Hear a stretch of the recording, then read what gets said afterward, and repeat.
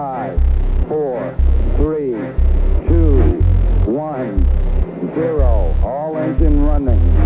Liftoff. We have a liftoff.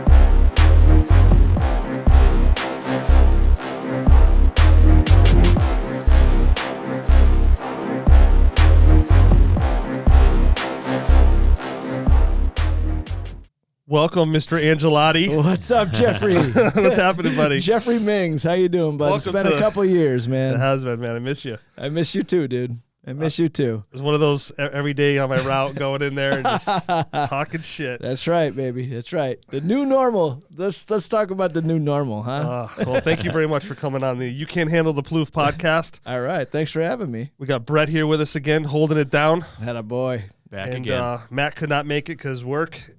So shout out to Matt. We miss you, and hopefully you'll be here next week. So we always talk about what we're drinking. Oh, yeah. So I'll pay for this tomorrow, but because my body absolutely hates me. So we got a little Corona going on here. Oh, man. And then cheers it up, buddy. Yeah. So cheers. Cheers, bud. Here we go. Thanks. So as always, I'm drinking one of my favorites. It's a Malbec. This particular bottle, though, is the result of, I think, great marketing and execution. So do you guys know who Gary Vaynerchuk is? Gary V. No. Oh, So, Gary V. Yeah. So Gary V, entrepreneur, serial entrepreneur, motivational speaker, business owner or whatever. So him in partnership with his father, where he got to start at Wine Library, launched something called the Wine Text. And so every day I get a text with some crazy deal on wine. Every single day, and there's a link to a review, sometimes a video review, and then what it normally sells for, how much it is through Wine Text, the one day only special. And all you have to do, because when you sign up for Wine Text, all you have to do is, when you sign up for Wine Text, what you do is you create a profile, put in your payment information, and then when you get those texts, if you see something you like, you just reply with just a number of how many bottles you want, charges your card, mails them to you. Oh my God. Yeah. That's not bad. Capitalism. I love it.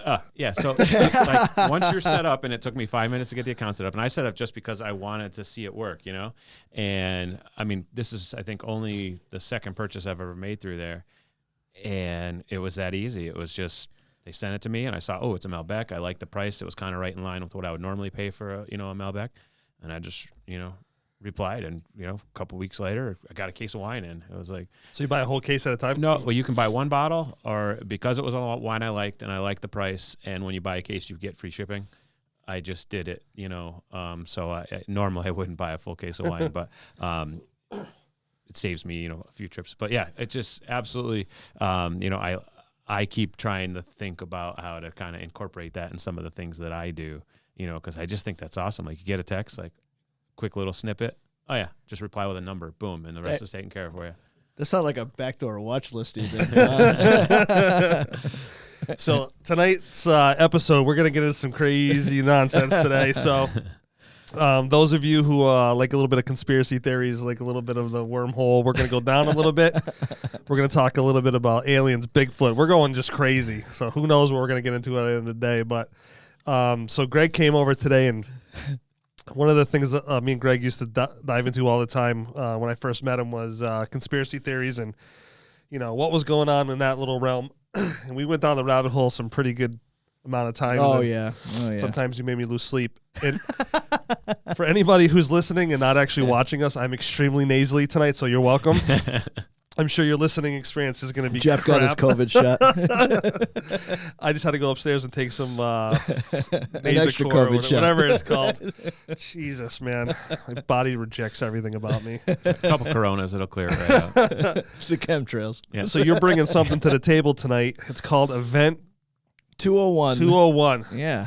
I didn't hear about this until Tonight. I saw you today, so let's get into this wormhole. Well, it's public knowledge. First off, you can Google search it, Event 201, just like the way it sounds. And it was a pandemic exercise that happened in October of 2019.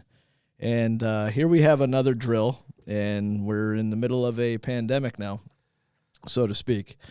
And if you look at all the major players involved, like the Johns Hopkins University, the World Economic Forum, the Bill and Melinda Gates Foundation, these are the big players that are involved today in the conditioning that we see, that goes along with this pandemic, so to speak.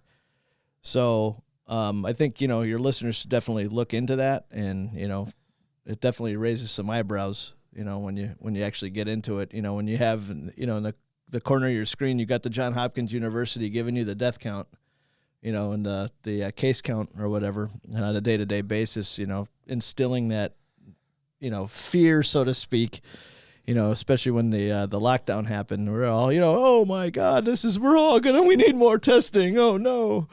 So yeah, that's, I think, people should, be more aware of, things like that, and the light and how this is put in your face before these things actually happen, to condition the brain or whatever. So anything you want to put in on that there, Jeff? So you have an exercise that happened in October of 2019. Yeah. Roughly 6 weeks before the first probably known case in the U.S., now that they've traced it back a little further, and they realized that in, late 2019, we were seeing. So you have, let's talk about pandemics. Let's get together. Let's have an exercise around it. Hey, guess what? Oh, my God, we have a pandemic. That's shocking. It's interesting for sure. Yes. Yeah, I mean, it's a lot of these big events that's exactly how they go down. They have something going on just before it. And then next thing you know, we're in a world of nonsense, and it's a repetitive motion, man. You can go back to almost every one of these things and look. I mean, you can go back to 9/11, where the lone gunman, yeah, the Patriot Act, that was just sitting on a shelf collecting dust, waiting to come on, and 1,000 pages. Yeah, it's insane. Yeah. Just ready to go. Yeah, and I wouldn't call myself a conspiracy theorist, but I certainly weigh all the different material that I see out there and try to kind of assess its probability, I guess. And one of the things that when you look at what can be called false flag attacks and stuff like that, and some things to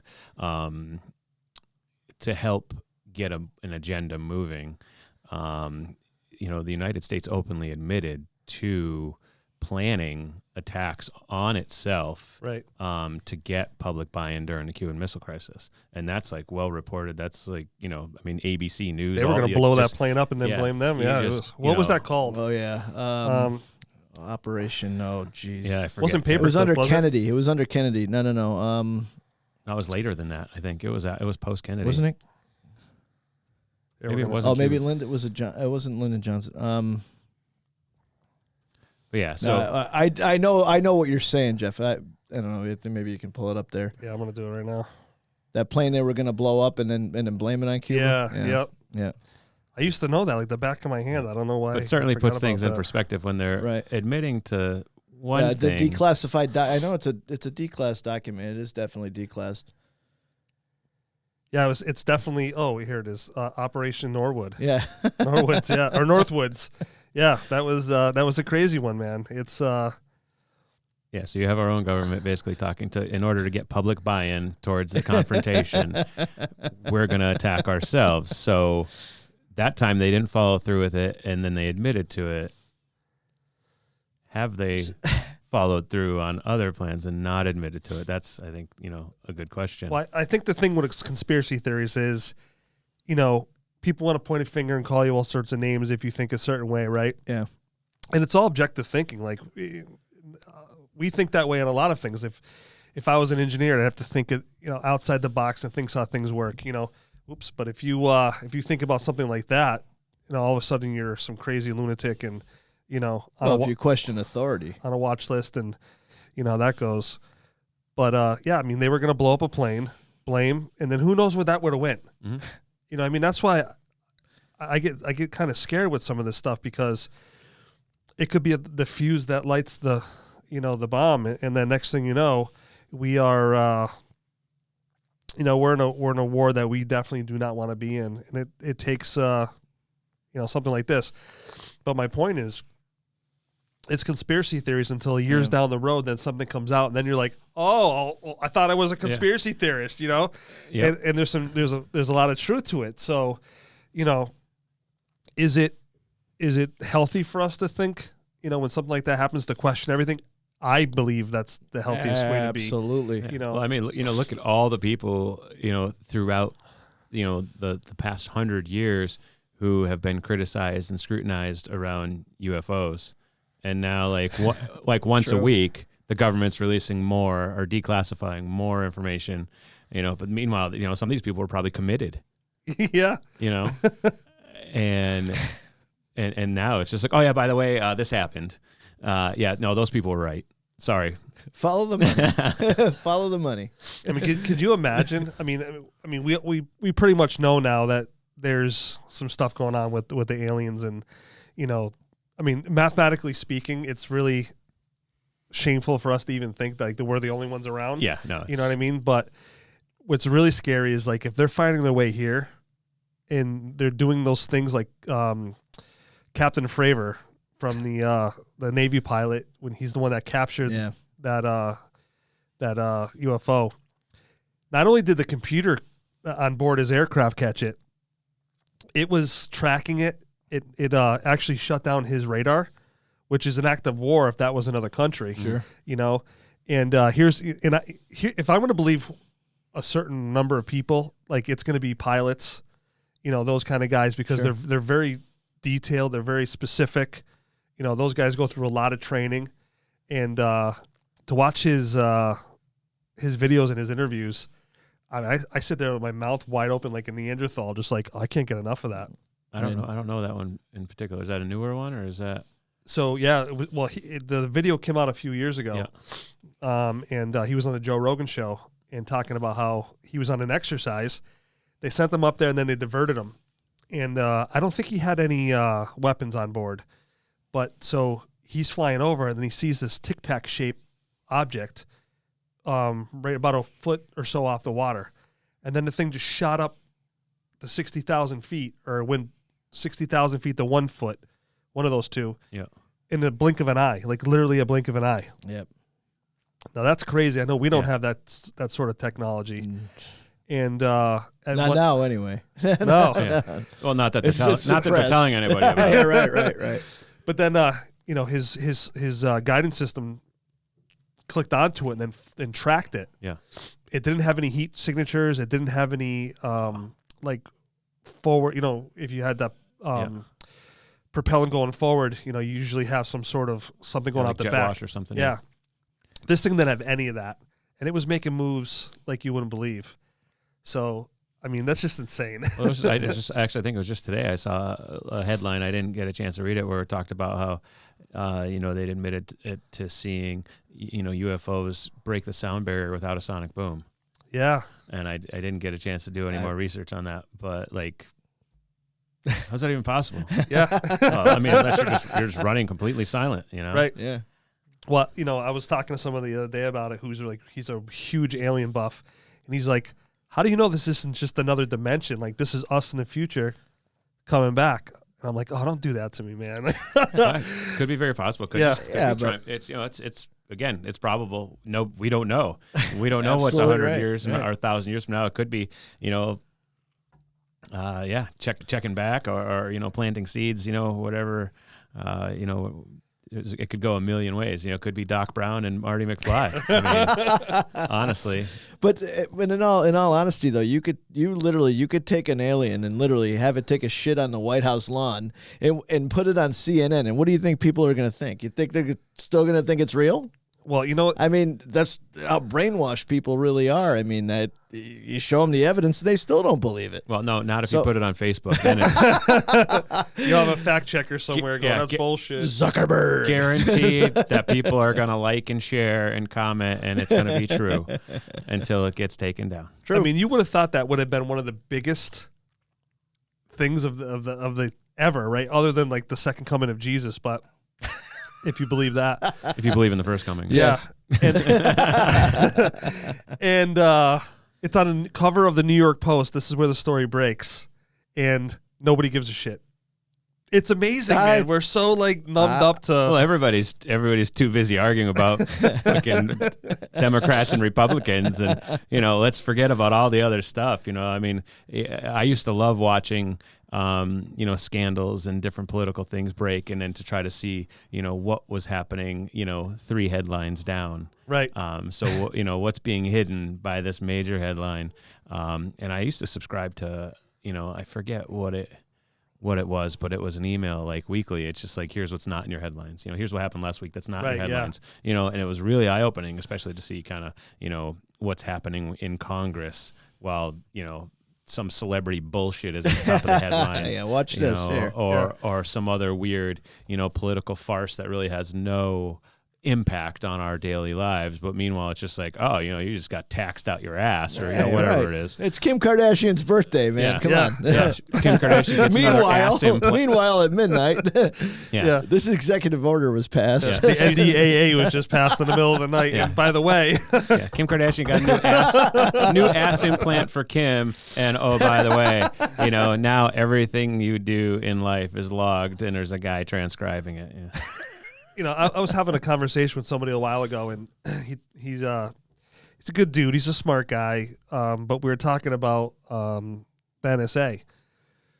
And he's like, well, if you're not doing anything wrong, you got nothing to worry about. And I just love that comment because I'll get to the bottom of that comment. And I said to him, I said, would you like a guy to come to your house every day, knock on your door, take your mail, go through your entire house, grab your laptops, download everything every day, and then leave? He goes, I would never allow that. I go, but you're doing that now. And he goes, what do you mean? I go, what do you mean? What do I mean? Like, what's exactly what's happening. Yeah. Everything's being. So I had to go, and I said, do you think the founding fathers ever would say that was okay? Just because I electronically send something, now all of a sudden my Fourth Amendment right goes away? So it's just a matter of time before we, people don't realize, like, these communist countries and stuff like that. I was actually watching something crazy this morning about the amount of people that China puts to death every year. It was 4,000 people a year, or maybe it was 40,000.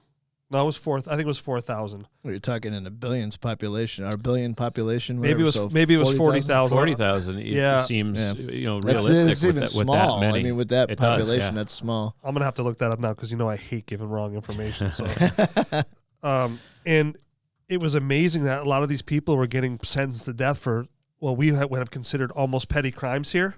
Like no violent crimes really, like maybe stealing from a company. Spitting your gum out on the sidewalk. Yeah, stuff like that, and it was insane. And I was just like, we could be a step away from that if we don't do it right. You know what I mean? Like what's that that stick that's going to break, or the branch that breaks to get us to that point? Those things happen slowly, but if you look at what we were in the 70s, where we're versus now. Yeah. And you could make that argument about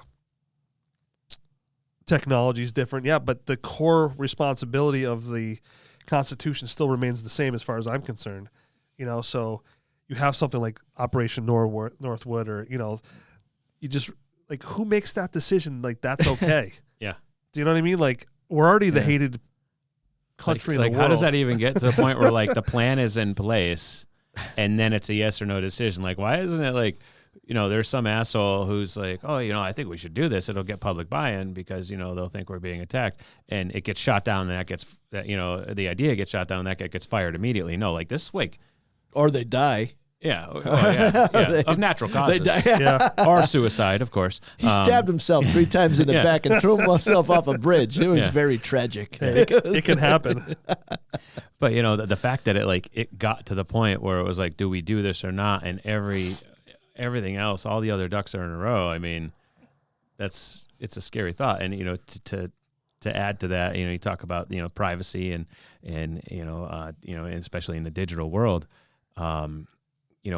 All it takes, someone doesn't like what you say on your podcast, and they look through the last 20 years of your digital everything, and build a case against you, shit that already was done, gone, and all the AI robots that are screening it. Oh yeah. Already decided it wasn't that big of a deal, but now you're a little too woke. Yeah. Yeah. So that thing you did back in 2002 when you first subscribed to broadband, you're in trouble now. It's true. Like it's so according to this, the China wins the award for the amount of people they put to death in the thousands. So it looks like it's about 4,000 people a year is what it comes out to be. Very micro. I thought it was scale of a billion, but I thought it was going to be a but little bit more. Any death like that is we just had one of our first executions as a country, right? This year in a few years, or was it just by state? Didn't Texas just execute somebody? Yeah, I think it's by state. Like most states are doing away with that stuff now. Yeah, I'm just curious on a percentage basis because obviously, they're like, 1.4, 1.5 billion now, and we're 300 million. Like on a percentage basis, how many people do we execute? Obviously, most of those are violent crimes, and it's like murder one almost unanimously, I think. But I'm curious on a percentage basis because 4,000, not that it's not a lot of people. Oh no, right. But on a percentage, it's a fraction of a percent. So on average, we put about, it says here, 22 people a year. Oh. And this is from 4,000. This is from the Death Penalty Information Center. So let's do some math. So they actually I'm curious. Yeah. Not that any of it is okay. So what do you say? Keep going. 22 is our number. 22. 300 million. Give or take. All right. That can't be right. Of course, my calculator can't handle it, and I don't know what this code means. What does E minus 8 mean? To the 8th power, so... Yeah, so it's like, let's see. That's 22. I refuse to do math on my own podcast. That's not happening. Yeah, it's like in hundreds of thousands of percentile, so it's a super fraction of out of 300 million. But then, so we're saying 4,000. Actually, what's out of a billion? They're more than a billion now, aren't they? Oh well, okay. Say 1.5. They got to be around 1.5, easy. We're gonna look that up too first. Even though I'm just gonna discover that my calculator can't handle this formula. I think on those phones, if you turn them on the side, you get like the scientific calculator. We might need that. So they're 1.4 billion. So we're doing 4,000. It's a lot of zeros.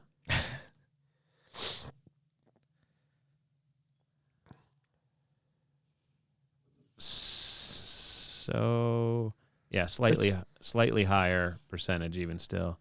0.000002857 is 4,000 on 1.4 billion, and we were a little deeper than that into the decimals. Yeah, crazy. But then again, what's the breaking point here? What are we becoming? Yeah. What are we becoming? And I think if you don't watch every little thing that goes on, you're going to be in trouble. And I don't want to be that guy that looks at everything either. Like I just want to go back to watching the Kardashians or Beavis and don't say Butthead. that. No, don't say that. Because I was happier then. I agree. We talked a lot about that back in the day. Sure, lollipops and butterflies, man. Remember? Ignorance is bliss. Yeah. Yeah, right. Honestly, that's why I tune a lot of things out and just focus on what's in front of me. It's one of the reasons why when I talk about how I don't want to get into politics here, it's because at my scale, at my level, it makes almost no impact in my life. Right. It's just drama. Yeah. That's to all distract me from other things like what's important in my life. Yeah. Taxes are a fact of life. They're going to go up. They're going to go down. They're usually just going to keep going up. Fuck it. Yeah. Gas prices, they're going to go up. They're going to go down. They're going to end up higher than they were.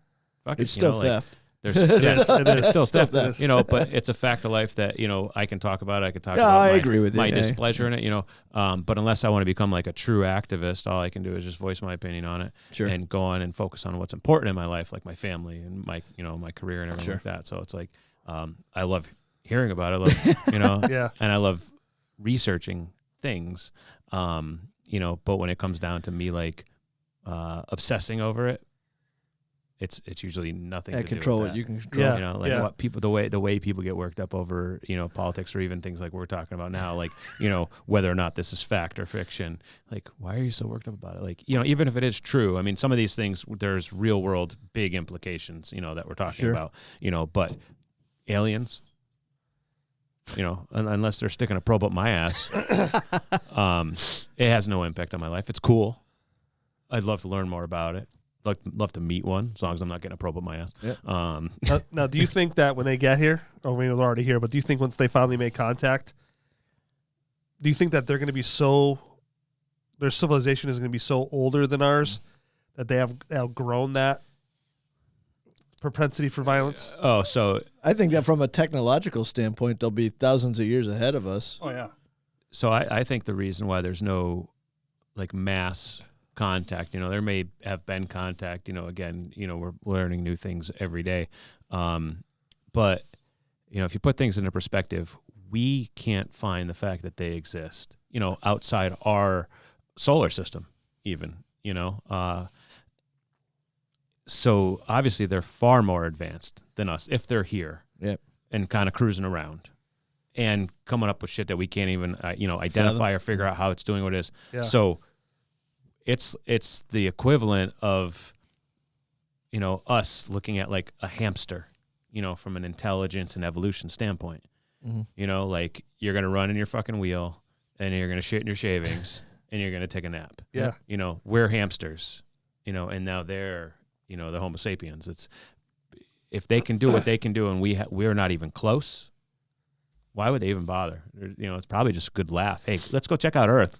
We're Look at those idiots. we're definitely like a science experiment for sure. Like we're the little anthill that the kids go through with the magnifying glass. Absolutely. Absolutely. Hey, let's go fuck with those jets again. So I wonder if there's really like a real federation, like on Star Trek where they can be there, they just can't manipulate anything or, You think they got real names? Just observe, huh? I think they got real names and stuff. Oh, imagine that, like, he comes down, he's got, like, 4 heads, and he's like, my name is John Smith. Yeah. And you're like, come on. Okay, all right, you got me. This is Joe Smith. This is Jeff Smith. And, I always figure, like, they're going to look like an insect. I don't know why, but that's my take. Like, they'll come down here like a praying mantis kind of thing, and then eat my head as a see fit. Yeah, it's weird, because, as a whole, the human body is a pretty amazing thing, evolutionary speaking, if that's a word. But, it still has its limitations, and so traveling at high speeds to allow you to get from like one galaxy or solar system to another, our body can't handle that. Yeah. So what does their body evolve to be able to accept multiple, triple digit probably G accelerations and stuff like that without like liquefying or passing out or dying or, I don't know what that looks like. I would imagine living on Mars. Yeah. Or living in like a harsh climate. Right. We always talk about trying to find, planets that are, habitable, for us, but that's not to say that other life, can't have evolved life does evolve to fit in all kinds of different, but, we look at it in our own realm. So it's just like, oh, look how, these, fish and aquatic life that live, 2 miles below the sea, they lost their eyes because they don't need them. And, but they have this and this, and they can deal with the immense pressure. Like, but that's still just within our realm. Like, we don't even know, we have very little idea of what's even on some other planets. We know that it's pretty damn harsh and that no life on our planet can sustain on the other planets, but it doesn't mean that, at point of evolution, at point of the first amoeba, right. It evolved to what fit on this planet, but that doesn't mean that something else, an identical process didn't happen in a much harsher, much worse environment than what we're used to here, and it found its way. Then those doors open up exponentially. Yeah. Because we just spend our time looking for planets that we could live on. Doesn't mean there could be other planets where they're looking at Earth and like, how the fuck did they live there? I'm just really fascinated about that. Might just be another dimension, and that they're really us in the future, or a parallel dimension, right? That whole thing. Oh, man, like they're living in the same exact time period, but just one little plane thing over. different. Yeah. Yep. There's a whole bunch of different ways to look at it, and none of it's unreasonable or improbable. Yeah, I mean, just like when you die, we have these people the ghost hunters that catch all these weird stuff on recordings and stuff like that. And where are they? Are they just outside of and we're just picking them up a little bit? Are they? Who knows? Have you been there? Not yet. So- Haven't come close yet. Like one of the ones, the ghost. We can go down so many wormholes here, and I look at a lot of it. Well, except for Event 201, apparently. How dare you? We're gonna get back to Yeah. that in just a second. How dare you? Who was it? The Winchester House in California? It was like she was like the heiress to a massive fortune, and she just kept building this giant mansion to confuse the ghosts. I think it was Winchester. I think it was the heir to the Winchester fortune. Yeah. Like the husband like started building this mansion, and like he died, and the wife thought that she was being haunted by all the people that their rifles had killed. So she like the house it's like it's a museum now, and it's got just dead end staircases and like doors that open to like outside, but it's on the third floor, and there's nothing. And it was all built to confuse these ghosts. And I wonder if it worked. I don't know. She went crazy and then died, so I don't know. Oh, that's crazy. So let's get back to this Event 201. Yeah. So this is so give it to us one more time, because we went totally off rails there. Okay, so for your viewers, you can Google search it. It's called Event 201. It's probably the first one that'll come up on your Google search. It's a pandemic exercise that happened in October of 2019 in New York, with the big players, Johns Hopkins University, the Bill and Melinda Gates Foundation, and the World Economic Forum. They got together to simulate a pandemic exercise and to illustrate the effects economically. I don't want to say metaphorically, but it was Theoretically. yeah, I guess. theoretically, Right. yeah. What would happen, with a pandemic that we're supposedly going through now, and like you got on CNN, you got the Johns Hopkins University, the numbers coming up on the corner of the screen. You got the death toll, you got the count, and then now we're in the middle of getting the magical serum, the vaccine. Now with what, I don't know how many manufacturers are there of this at least thing, 3, I think. and Yeah, there's gonna be 4 soon. yeah, like that was 7 billion doses or something like that, worldwide. For the I guess I would call it the sniffles. I mean, what do you guys call it? Well, it depends on You wear your muzzle all day long? depends. You mean as far as like what the virus is? Yeah, And, what is it? I mean, well, I mean it's it's a coronavirus, which obviously there's multiple variants. This Right. one just happened to be I think number 19, or was founded in 19. I think that's how they number it, isn't it? It's based on the year, at least in this particular one. yeah, I've heard some different things. Like Before I forget, I finally got confirmation today for Rich Davio. Yeah. He's Oh, gonna really? be- He's going to come? He's coming next week. Okay. So Yeah. he's So also- if you take someone like Rich Davio, he'd call it a little bit more than a sniffles, okay, no, So because- it's fair. because he was in a medically induced coma for like 2 months. That's totally So, fair. Yeah. Is it? But that's, I think, But Yeah. I mean, what are we really seeing though? I mean, you are seeing some cases though that have been reported. People going to the hospital and having a heart attack and they call it COVID. I mean, so well, see, that's the money involved that Yeah. that certain hospitals get for diagnosing COVID. I mean, Right. Yeah. The subsidies were and are a very real thing. okay, Yeah. I agree. But And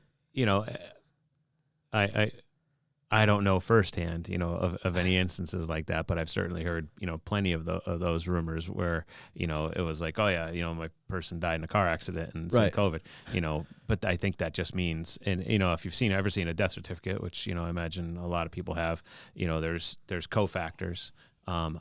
I would like to see in those instances, Right. But you see it on a major, you see it on like a major news network. Hey, the COVID. How many? The conditioning that you see, and the buy. So, how do you get the major public buy-in of this?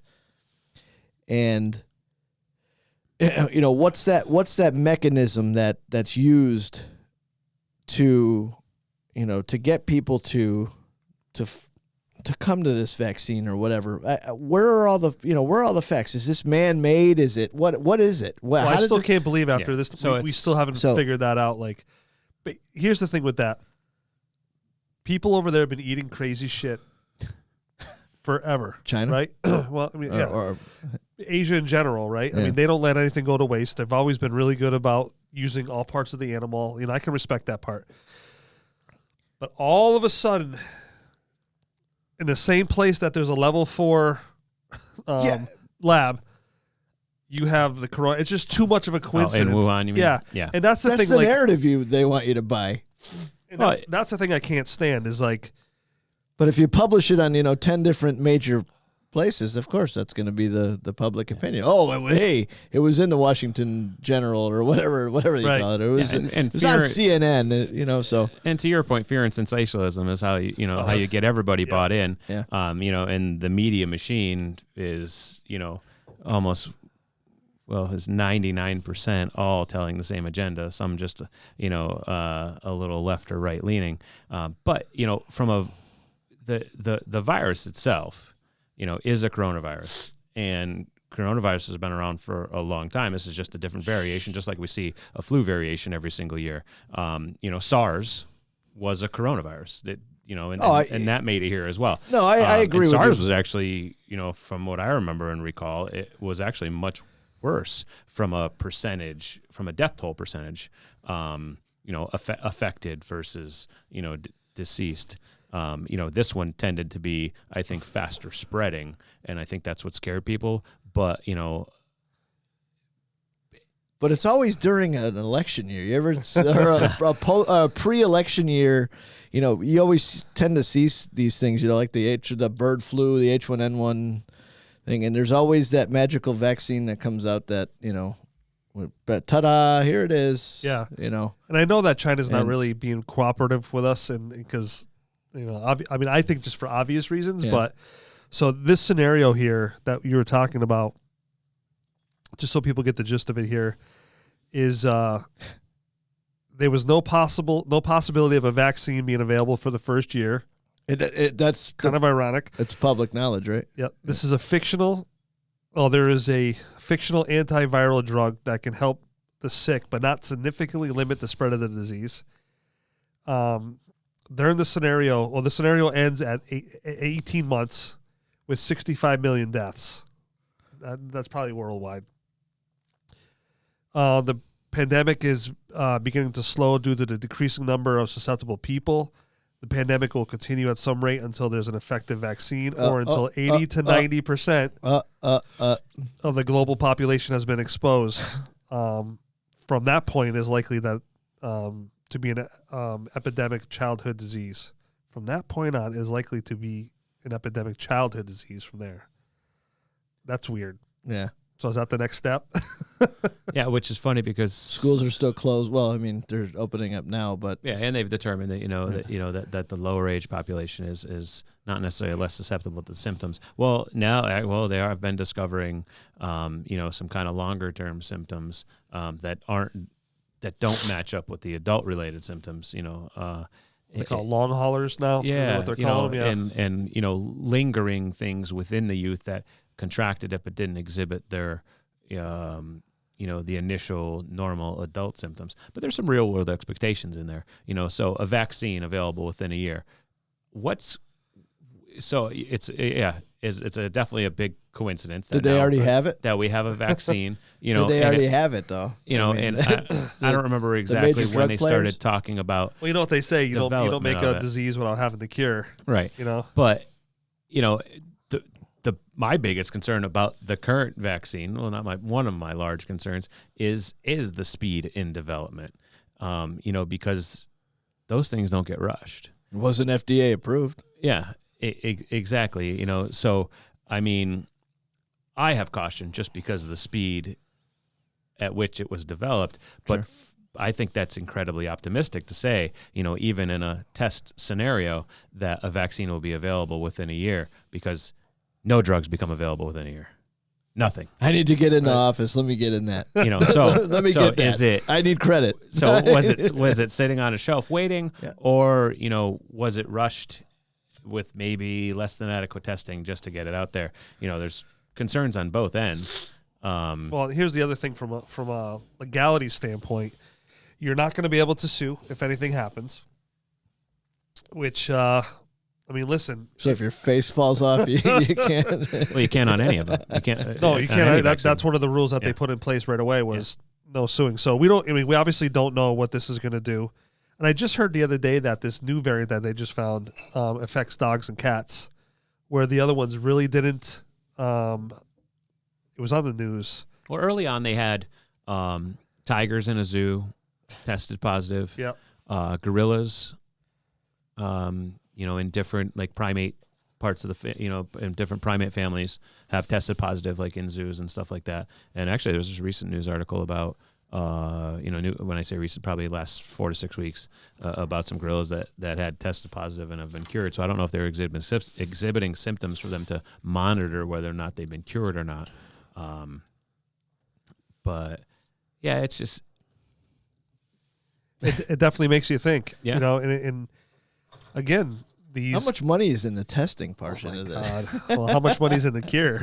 Right. Oh, right. You wanna be on- there's no money in the cure. Yeah, you want to be on both sides of that. There's no money in the cure. Oh, there's money in the cure if you're bought into I Pfizer, guess- Johnson & Johnson. Well, yeah, but It's not the cure, but it's it the goes away. Yeah. So I wouldn't call it the cure, but yeah, hey, let me put your microchip. And with all the 5G towers going up around us here. No. It's amazing how many people will sign up and get a microchip just because they think it's cool, And that's and again, I know I'm getting a little, conspiratorial with that. go. but It's a Let it rip. Let it rip. oh boy, I'm microchip. I'm 1,000% objective, so like I constantly weigh both sides of the fence. Yeah, me too. But hey, look at, I guess, look at the different manufacturers that are coming out with this, and you have some people who are, they're pretty much their face is falling off when they get it, and then you get some people that don't have anything. What's the Well, that's why I'm going to love to have Rich on next week, where he's going to talk about how come he got it so bad. He was a pretty healthy guy. I mean, I haven't known Rich since high school, And but there's a lot of different choices that affect how your body can handle things, from an immune response perspective, so it's infinite, the number of things that affect how your body reacts. Some of, there's genetics, then there's diet, then there's health and exercise. Oh yeah. Exercise, what's that? Yeah, I mean, so Right, there's right. a key, so, alcohol, just because it's essentially a poison in your body, lowers your immune response because your body's trying to deal with the poison that you put into it. Right. And then you just have, just your basic immunobodies, or any antibodies that you've built up over time. Are you a constant hand washer and hand sanitizer where all the beneficial bacteria that's helping you gradually build up immunities to any variant of things? So again, there's so many different variants of the coronavirus specifically. Light exposure over time, even to things like snake venom. Yeah. Has proven immunity, and then eventually, the way the body reacts you can trigger the exact opposite, and then you start developing allergies. So you look at people like EMTs who develop a latex allergy after doing it for 20 years. Repeat exposure on the body causes a whole bunch of different things, tolerance, and then sometimes Going through an X-ray machine at the airport. yeah, and then sometimes true, full true. rejection. Yeah. So you talk about its impact on no one can predict that. And if you just look at the numbers, where's the biggest impact? Okay, old people. Yeah, they have weakened immune systems. And I think that would be the case on a lot of things. The older generation definitely gets the short end of the stick when it comes to those kind of things automatically. But then you have young people. I guess that's my only concern about this whole thing is you have normal people that are very health conscious, runners, they work out all the time and they die. That could happen anyway, though. I know, but it's weird. Like what's that guy's underlying condition, or what do they call it? The comorbidity. Yeah, comorbidity. What could he possibly have? But we don't know. Yeah. Again, It could just be, an obsessive hand washer and hand sanitizer. Right. So now your immune system isn't, on the defense as much as it always has. Now, again, this doesn't dismiss the fact that, the way it appeared and how it was, glorified, and there's no merit in some of the other things we talked about. But how it's affecting people. I mean, you could go as far, if you want to talk about conspiracy theories, you could talk about, a Social Security crisis as far as funding, and a virus that affects people who are collecting Social Security. Sure. I was talking about that the other night. Swear to God. I was talking to my mom about it, and she didn't want to hear anything about it. Yeah. She's like, that stuff scares me. I'm like, well, it's just kind of ironic. It But goes show back. the science. I mean, Follow the money. Show the science. I'm all about it. Yeah. Show the science on a mainstream source. Show the science. Which science? Real. Well, I guess the science that we know that's real anyway. But I mean, other than just spewing numbers to I'm assuming that someone's getting rich behind the scenes. Someone is getting rich. It's definitely ain't me. But. The stock market's never done better. right. In a 12-month period during a nationwide shutdown and pandemic. Right. And granted, it was Sure. sector based. So the sectors you would expect to excel when everybody's stuck at home. All the work from home and cloud technologies excelled, which actually just crashed over the last couple of weeks. Yep. But that's a follow the money scenario. And then again, you can call the Social Security theory, a follow the money. Like, the country's been trying to the government rather has been trying to figure out for a very long time what to do about Social Security since they've been robbing from it. And, so what better way than to maybe, trim the fat? So to speak. I guess there's no sensitive way to say it.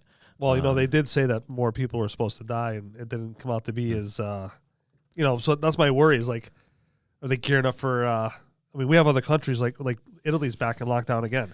Yeah. Yeah, but if it was really about your health, don't you think, truly, airlines would be shut down? And if it was truly, truly, truly about your health, forget the economic, disaster that would cause. If it was truly about your health, wouldn't airlines be shut down? Wouldn't everything be shut down? You'd have the military in the streets wearing gas masks, bringing food to people's houses. At least that's the way I look at it. This isn't about your health, right, in my opinion. So, I mean, I have some good arguments. Okay, that's fair. Okay. Hey, man, give me him. So, look at the drama and even violence that was caused by telling people they should wear a mask. Yep. Okay, because their freedoms were being taken away because they had to wear, or it was recommended originally that they wear a mask. Mm-hmm. So now you shut down air travel. And yes, then we're talking about an economic impact, not just in the airline industry, but other industries that require airline travel just to support it. So take Jeff's job. Like, what if he was told he couldn't drive? His job is driving. Yep. Yep. So it's like, oh, you can't drive. Sorry, you have to do all your visits. And thank goodness technology. Right. So just imagine what would have happened. Not just economically, but socially. If everybody was said, you can't leave. Basically. What's the shelter in place, or what's the word I'm looking for? The martial law is essentially what you're looking at. Yeah. I can't say that if it reached like a like a polio status, or even the 1918 pandemic, Spanish flu. Spanish flu. Yeah. That. Nobody even knew the fuck was going on. So you can't even really compare that, because that virus strain could be very much like what we're dealing with now. They didn't have internet then, though. Just from a health and medicine standpoint. Want to answer that? And nah. Put him on the phone. It's my dad. Oh, is it really? Yeah. So I get what you're saying. Like, if it really was, that. If it was that deadly. If it was that deadly. Yeah. And I don't dismiss the fact that might have come to that had the numbers reached probably beyond what they were expecting, and they came in below what they were expecting ultimately. I guess my biggest objection when people talk about, especially when they talk about it from a national perspective and conspiracies within our nation, and what that has to do with the coronavirus is, yeah, we got the rest of the world to buy in to this global pandemic for this national agenda. Mm-hmm. That, especially, let's talk about U.S. politics just on that scope. Okay. Yeah, everyone else bought into our global pandemic just to affect our election results or whatever candidates we have going on.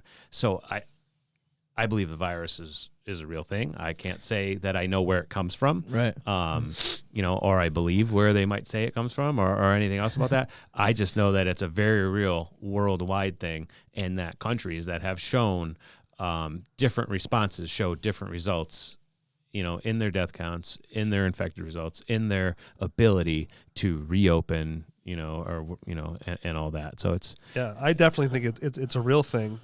We know people who've been affected by it personally. I don't know what the end game would be. Like, you're right. Like, if you're going to do something at a small scale, how do you get the whole world to buy into, and what's the end result of that? I don't know what that. I mean, unless you go even deeper and you start looking at, World Bank conspiracy and Rothschilds and Well, yeah, that's exactly it. I mean, so yes, then if you're talking about, people who are purported to have control of the entire world and world economy, the 1%. then there's some real, Right, that's control. beyond, Right. that's 0.0001%. But, Right. then there's some real world, scenarios that could be real, could be true. I mean, if they talk a lot about the one world currency or the one world government, is this a prelude to that? I don't know. So look at look at the history of central banks. Right. So Federal Reserve Act and then any of our national or international conflicts since the Federal Reserve Act, and how they just coincidentally aligned with those countries that weren't on a central banking system, and then all of a sudden they were on a central banking system. And you look at places where we have trade embargoes and things like that, and different conflicts, currently, and those countries just happen not to have central banking system. North Korea, some of the OFAC countries, I always mix them up, but some of the Middle Eastern countries are still part of OFAC. I think Cuba was one of those as well. So you look at central banking and who might be behind, the whole, central banking universe, because There's no transparency. Yeah. I mean, Right. the number one misconception in this country is that the Federal Reserve is a federal bank, and it's not. It's a privately owned entity. Yeah, right. It's amazing how many people don't get that. I had an argument It's the with same somebody. people that think FedEx is Yeah. the post office. No, that's a private company. Yep, absolutely. Yep. I was watching a guy, I forget his name, but he was on a beach and he was, did you know that the Federal Reserve was private? And they're like, no. Can I get my dad on this? Yeah. 1913. You want to get on here? I should Can call you? him back. How does it work? Do I gotta? We can, Put them on. yeah, let's, I got to figure out how to do it. Not even gonna prep him either. You can edit it out later. Do I have to Bluetooth that out, or It's probably going to go to my phone first. I might be able to sync though? Can you choose what device you're on? Like, Go ahead.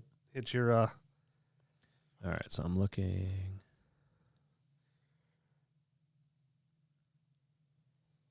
Might as well test it out, right? so it says mine's on. So I'm going to shut Oh mine yeah, maybe. off. Either way, I should be able to see it as an available device. What's it called? The Rodecaster Pro. Yeah, I don't see it. Here, let me see. It's the alien name. Okay. Go ahead. This will be neat. Get the old man on. Start picking his brain.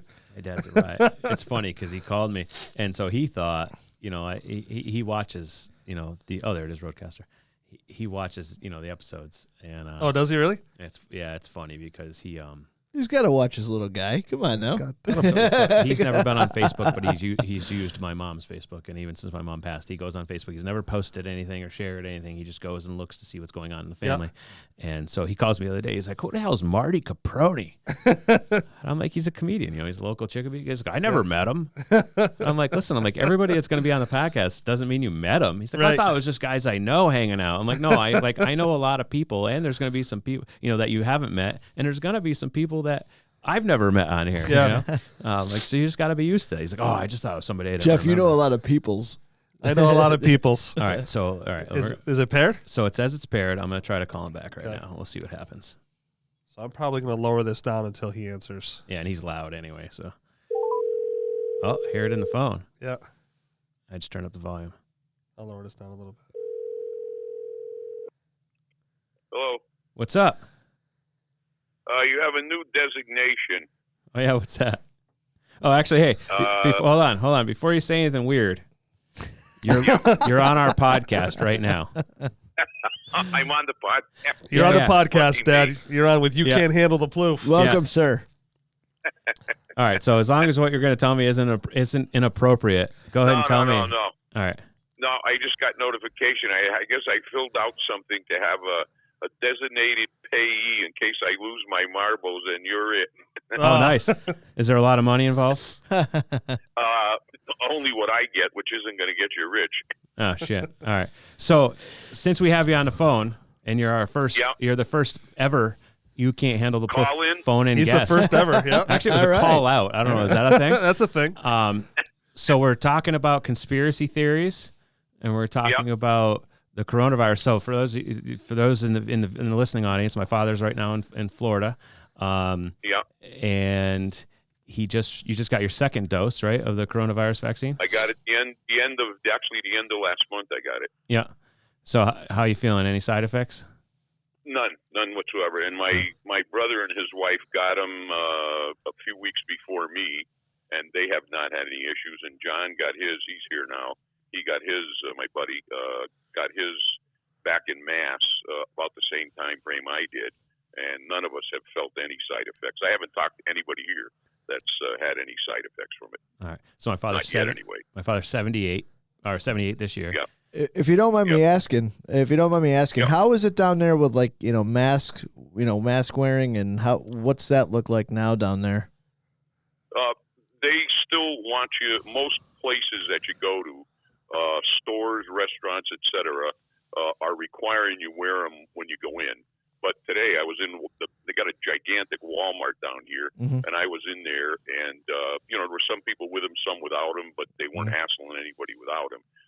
In this development where I'm in, staying with my brother, there's 1,200 homes, and they have a variety of things in here. And we get together usually. We didn't today because it was rather cool, but on Mondays, go down and play cornhole, shuffleboard, and stuff at one of the facilities. And I haven't seen anybody with a mask there. On the golf course, which is always busy, there's nobody with masks. It's just required to go into places, but once you get in, you don't have to keep them on.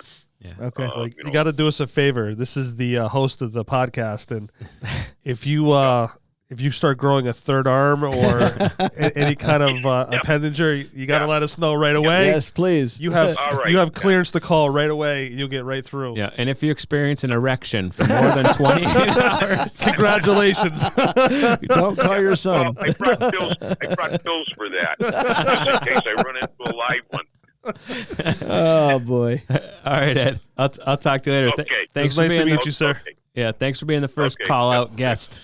Okay. All right. I'll talk to you later. Care. Take care of yourself. Okay. All right. Bye. Yeah, you too. Love you. Bye. So I went down there to visit him. Whereabouts is he? He is in San Antonio, Florida. No kidding. That's where my grandparents used to live. Is it? Yeah. I never heard of it, and so my uncle lives down there. He's lived in Florida for a bunch of years. 30 minutes north of Tampa. Yeah, north or south. But it's within 30, 45 minutes of Tampa. Yep. And so this is my father's first holiday away from our family. His first holiday without my mother, who passed away last year. Sorry, and man. did not have I looked, did not have COVID as a comorbidity. All right. Because I was curious because it happened all in the middle of that shit. Yeah. So it was one of the first things I looked for when I saw our desk. But either way, I went down there and I was actually surprised because obviously you hear the nightmare stories about Florida and I didn't see any crackheads. Nobody naked people running down the street, but I did see mass compliance. So one thing I thought was interesting is the development he's speaking of where he's staying with my uncle. They have a clubhouse with a restaurant. It did have reduced capacity, and things were more spread out. But it was, masks were suggested, not required. Now, when you because of course, obviously you have, you said 1,200 homes, people paying HOA fees and, all that stuff. These are retirees that you don't want to piss off. I understand, that's a business decision at that point because, you're kind of fighting a losing battle.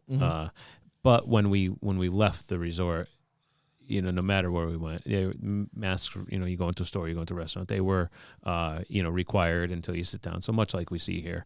And there was, almost unanimous compliance, with that. I'm sure that, they think they've opened up completely. Texas has opened up completely. So I think it looks a lot different. What the scenes from Miami Beach recently definitely tell a different story. That place is going crazy. So it'll be interesting to see, what a month from now looks like. Much like it was curious to see what a month after spring break last year looked like, If we're gonna because get some spikes and it's always possible. It's I'm a very data driven person, and it's I'm with you. yeah, I'm it's definitely with you on that. But I mean, if I'm not showing any symptoms or whatever, and I test positive, I'm just a number. So I mean. it's true. And I'm not trying to I don't want to put anybody in danger. I'm not what I'm trying to do, but I'm just still a number. And, and so the interesting part is so the number you speak of where it's like you're not exhibiting any symptoms, so you test positive. Sure. So that lowers the death toll percentage.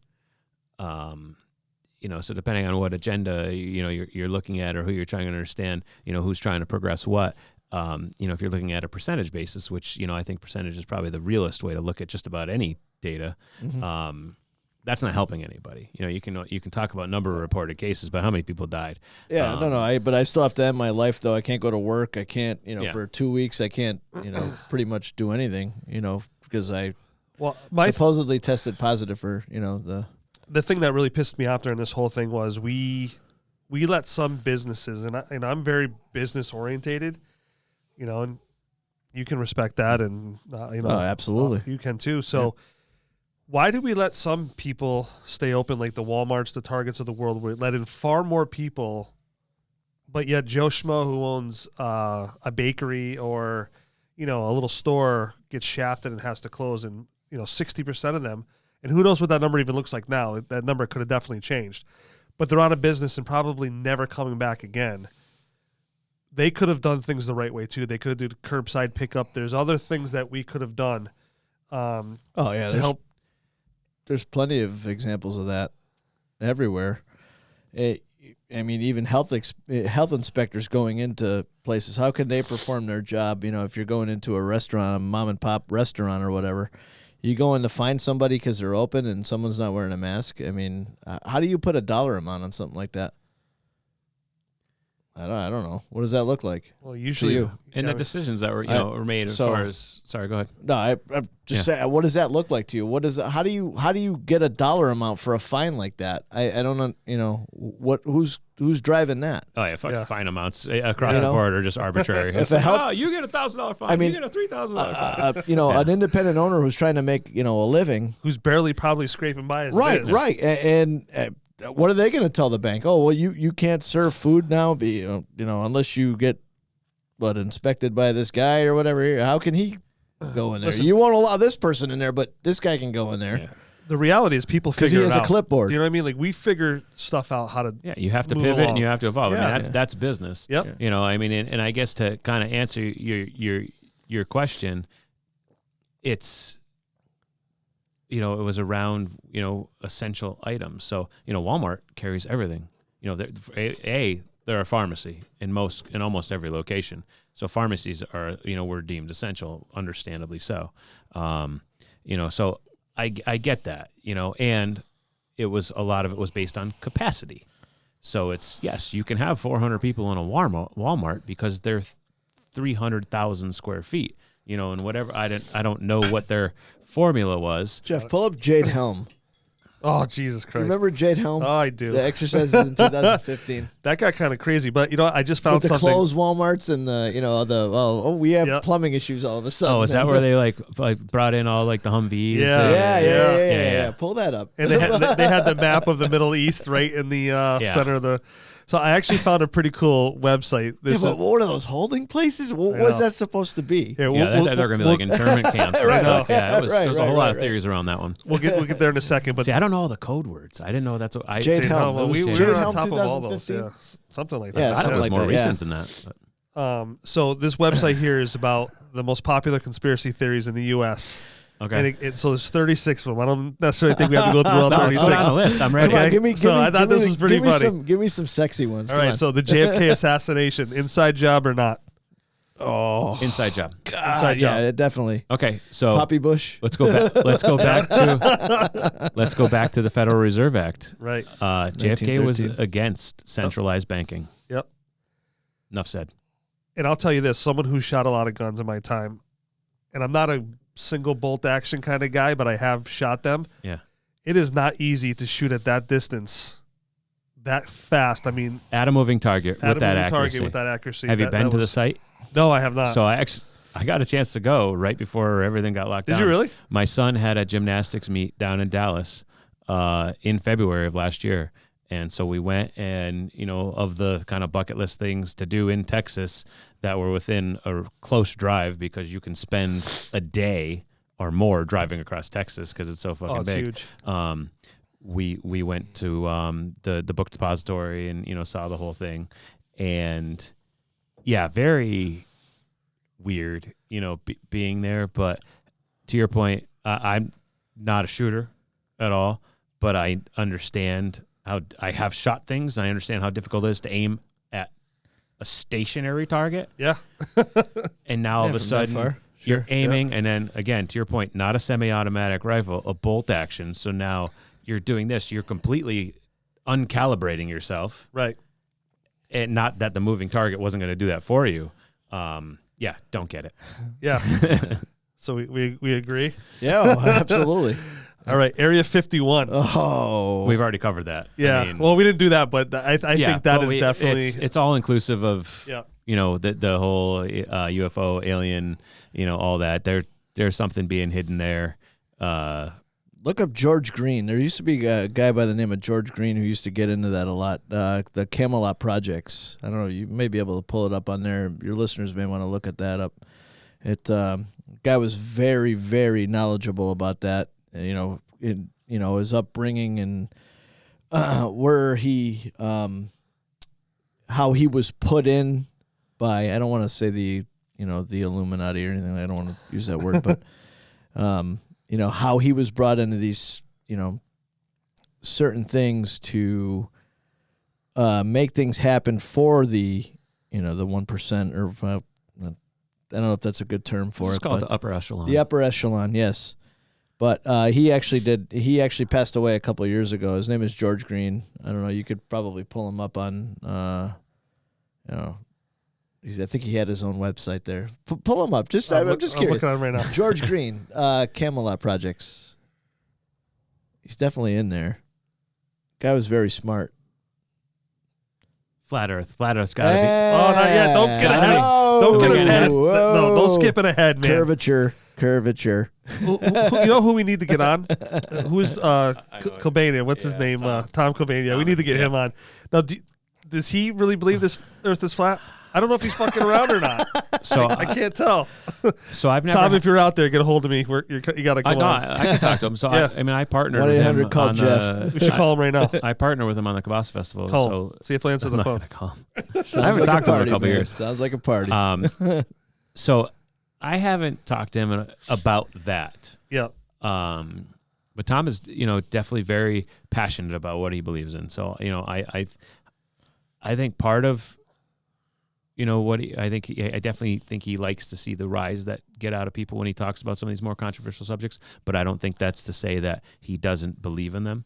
Right. And I that's one thing that I haven't really gotten into, with him. He talks very much about his, religious beliefs, and he definitely educates himself very well in that perspective.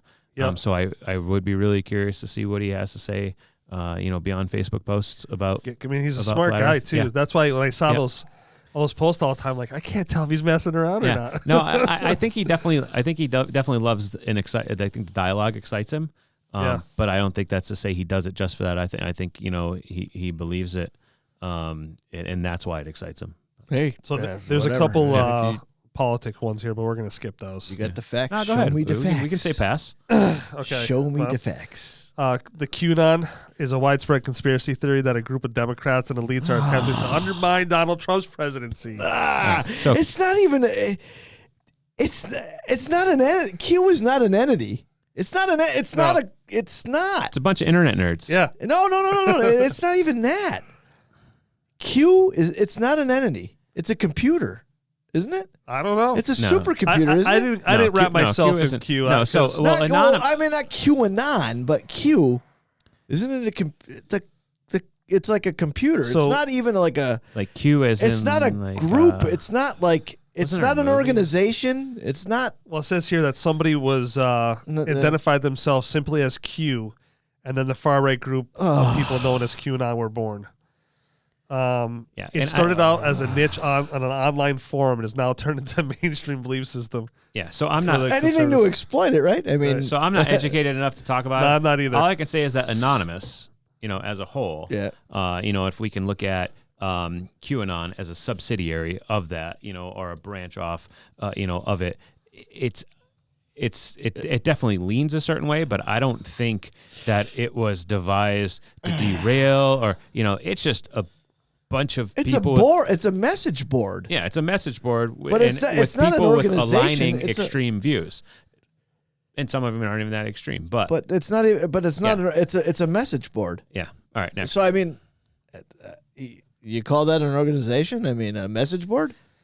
Well, things get kind of pigeonholed. Yeah, that's under what I'm that. saying. Yeah. It's I'm just just saying, like it's a message I board. mean, if you want to find, its alter ego, it's Antifa. So there you have it. Oh, yeah. All right. So some people believe that a research facility in Alaska is a mind control lab. I definitely HARP? believe. Well, no, that's HARP is the mind weather. control, that's HARP weather is the control. okay, all right. So it says in the mountains of went there. Alaska, you can find a high frequency active HARP. That's research program. Harp. But You're not harping mind on something. Oh, Jeff. that is HARP. You're harping on something, Jeff. To help scientists study the farthest distances of the atmosphere, the site contains 33 acres of land and has over 180 antennas. The antennas have collected data about the Aurora Borealis, radio waves, and other So they're purporting occurrences. Jeff, what's as your mind favorite control. instrument? The harp. Some think the antennas are an experimental weapon that can control people's mind. Here, listen. I mean, the reality is our brains are a wavelength. They And have drugs to do all that. Yeah, I'm sure you can manipulate that all day long. GMOs. So Johnny Gosh was abducted in 1969 from Des Moines, Idaho. Oh, we're still on the conspiracy list thing, Right, right? yeah. Or the, Yeah. the And we're on HARP. We're still talking about Oh, HARP. you start talking about HARP? So Or what do you, Well, no, I don't know. Is that You- what that was, Johnny Gosh? you Or is jumped. no, I just jumped. That's another. That's another number? one. So yeah, Oh, we'll okay. What number are you on? fuck if I know. I'm just going right down the list. Okay, Yeah, let's go. Some of these are Fair enough. hilarious. I mean, do you guys believe in mind control? I do. Yeah, well, again, so you can go back and look at, if we're talking about false flags and conspiracy theories, so look at all the mass murders that happened, and look at, first of all, the pictures of the people, and tell me that person's not fucked up. Okay. Well, is it because a lot of these people are on psychoactive? Oh, Hey. so were we talking about mind control? Mm-hmm. Okay, so enough said. Let's move on to the next one. Prozac. All right, so this kid got abducted in 1969. Conspiracies have surrounded his disappearance for years. So in 1982, this kid vanished without a trace while on his morning paper route run. Without any evidence or leads, the case was cold and has remained unsolved. But there has been a number of conspiracy theories about what happened to him.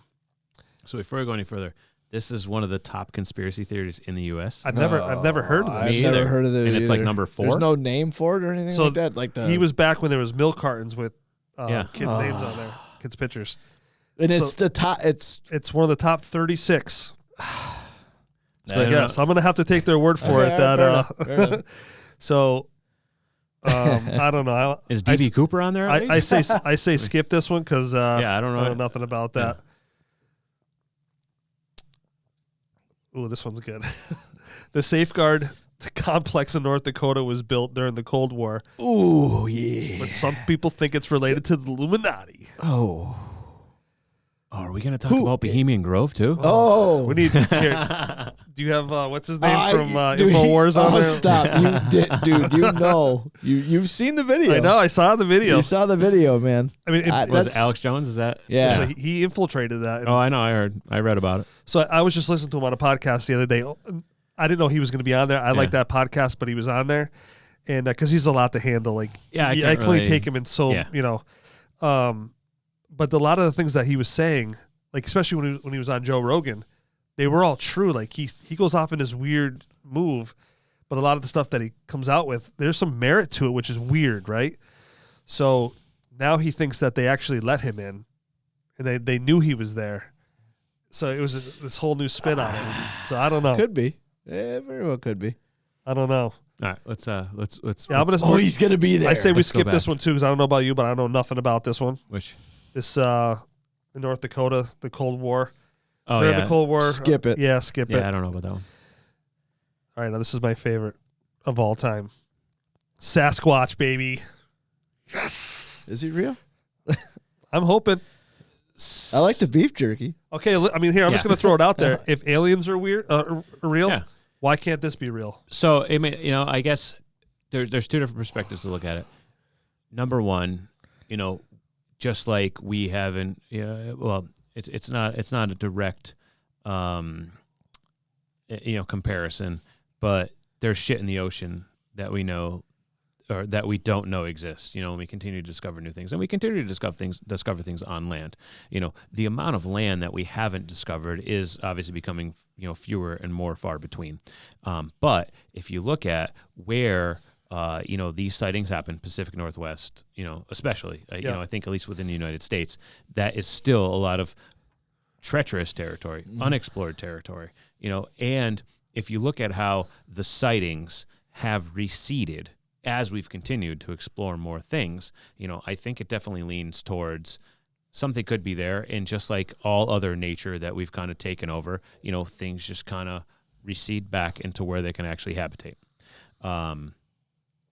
So with that being said, is it like a human-like creature? I don't think it's completely out of the question to think that some sort of primate type thing lives in North America, even though we've only discovered them in South America and Africa.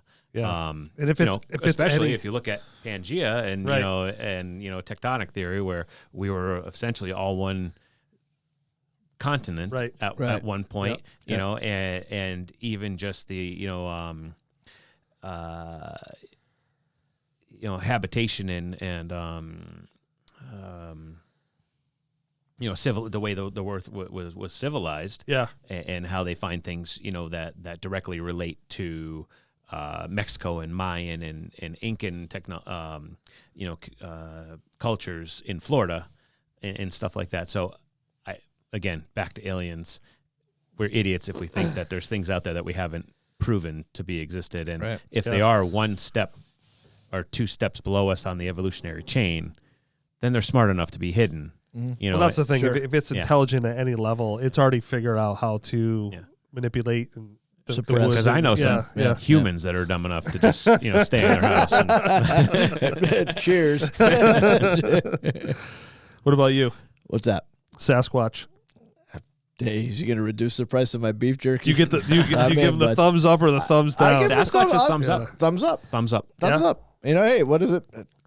I'm in. Show me the evidence, Yeah. man. I'm in. You know, the one I remember the most was I'm not when- gonna think you're crazy, dude. Do you know me? I'm already crazy. Come so on, man. I know. let's go. That one where he's in a creek bed and then he looks backwards, and they found out that was actually faked. That was a fake one, yeah. That really bummed me out, man. There was a more recent one, I think, that has not been debunked yet. I want to say that there is some more recent footage. I could be wrong because I get a lot of internet browsing in. So Is that in the top 36? It is. Really? Yep. Sasquatch. I don't believe you. Sasquatch has been around for years. Yeah. I don't lie about Sasquatch. Here it is, right here. The is this the Patterson video? Is that what we're You were talking? paid. You were paid before. Yeah, Patterson the was the Patterson fake one, video. I think, Yeah. right? Well, Yeah. it come to find out it was fake. I think he on his deathbed here, or maybe it wasn't You him. were paid. I mean, I'll tell you what, this thing looks real as hell. And back then, the so many people looked at that footage, and so many people tried to drill into that, and Yeah. for the longest time they couldn't figure that out. What Yeah, are you looking at on and your the video computer there? quality was so shitty. Like, now, like the only people that have video quality that shitty is banks. So, unless Sasquatch walks into a bank, we expect HD. Yeah, imagine that he comes in, they're like, it was just some tall guy who smelled like shit. That's really all we thought. I worked at a bank in East Hampton. I saw that at least once a day. Could be. So there's a giant active volcano under Yellowstone in Wyoming, and if it erupts, it could wipe out the U.S. 100% true. That is that's a This super is- volcano. yep. It's Yep. whether or not, when and if it will erupt. And it has erupted, or at least other super volcanoes have erupted. It's just not probable to happen in our lifetime. The conspiracy here is that the government knows when the eruption will happen. Yeah, well, I mean, you could also say the government could make it erupt because they certainly could. There Use some you harp. are. Harp, it's all tied together. Harp, yes. They're gonna Chemtrails. let Bigfoot light the fuse. Yeah. Bigfoot's there. The with active button. volcano, it measures 44 miles across. Oh. Holy shit. Oh, like we here, 2,500 miles away from Yellowstone wouldn't be in deep I don't shit. think people It'd be- live It's here. essentially a nuclear winter, Absolutely. just once- because of the yep. debris. Yeah, Yep. that's a scary one, and that's gonna happen.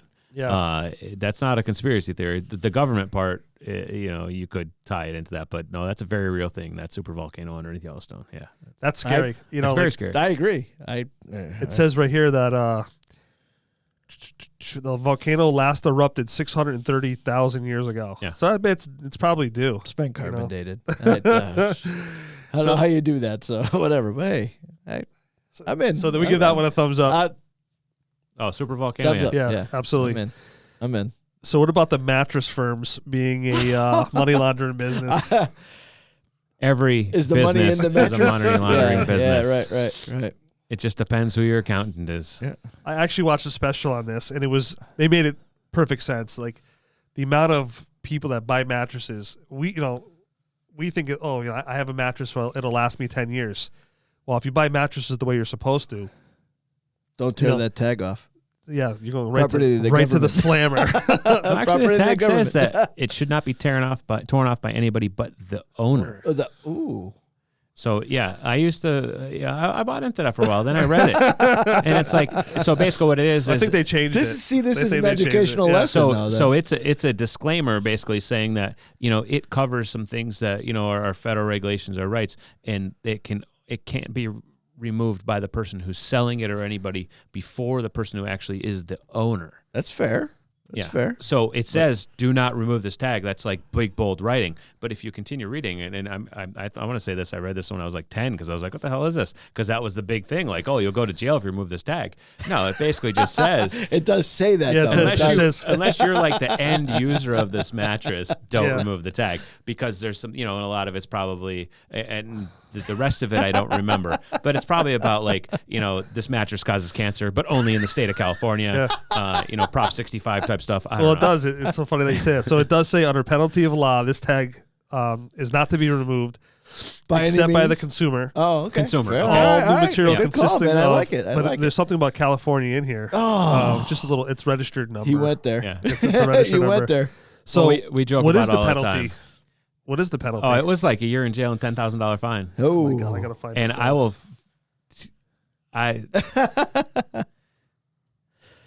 yes.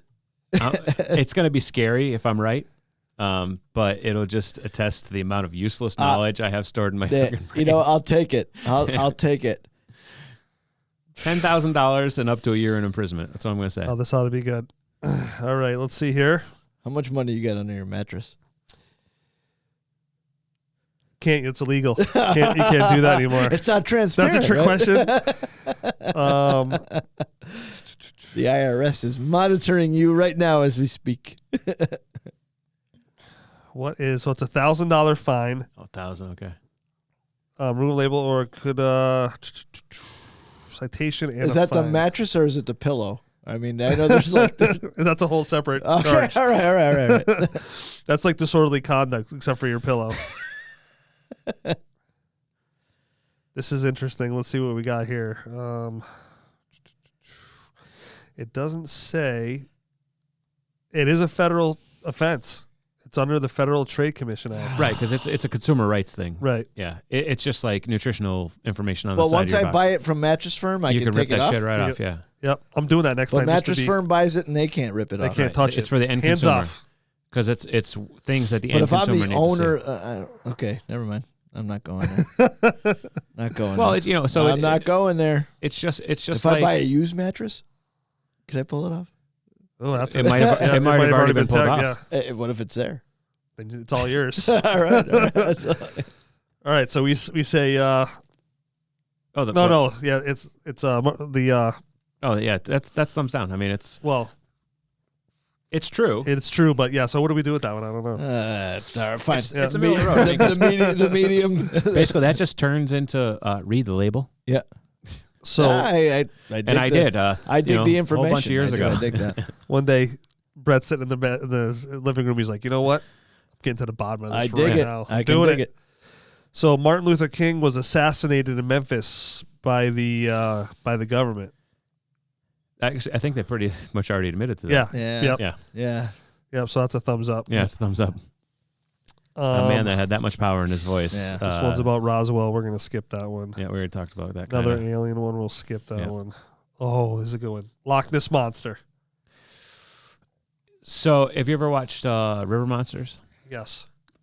You know, Mainstream channel. yeah, Okay. mainstream channel. But Yeah. so a big game fisherman guy kind of tours around the world, and he researches myths and tries to find either fact or fiction by fishing the areas that have these purported myths. So he swam with piranhas to kind of debunk that myth, and but he does find truth in fish that are potential man eaters and stuff like that. I don't know if he's done Loch Ness before,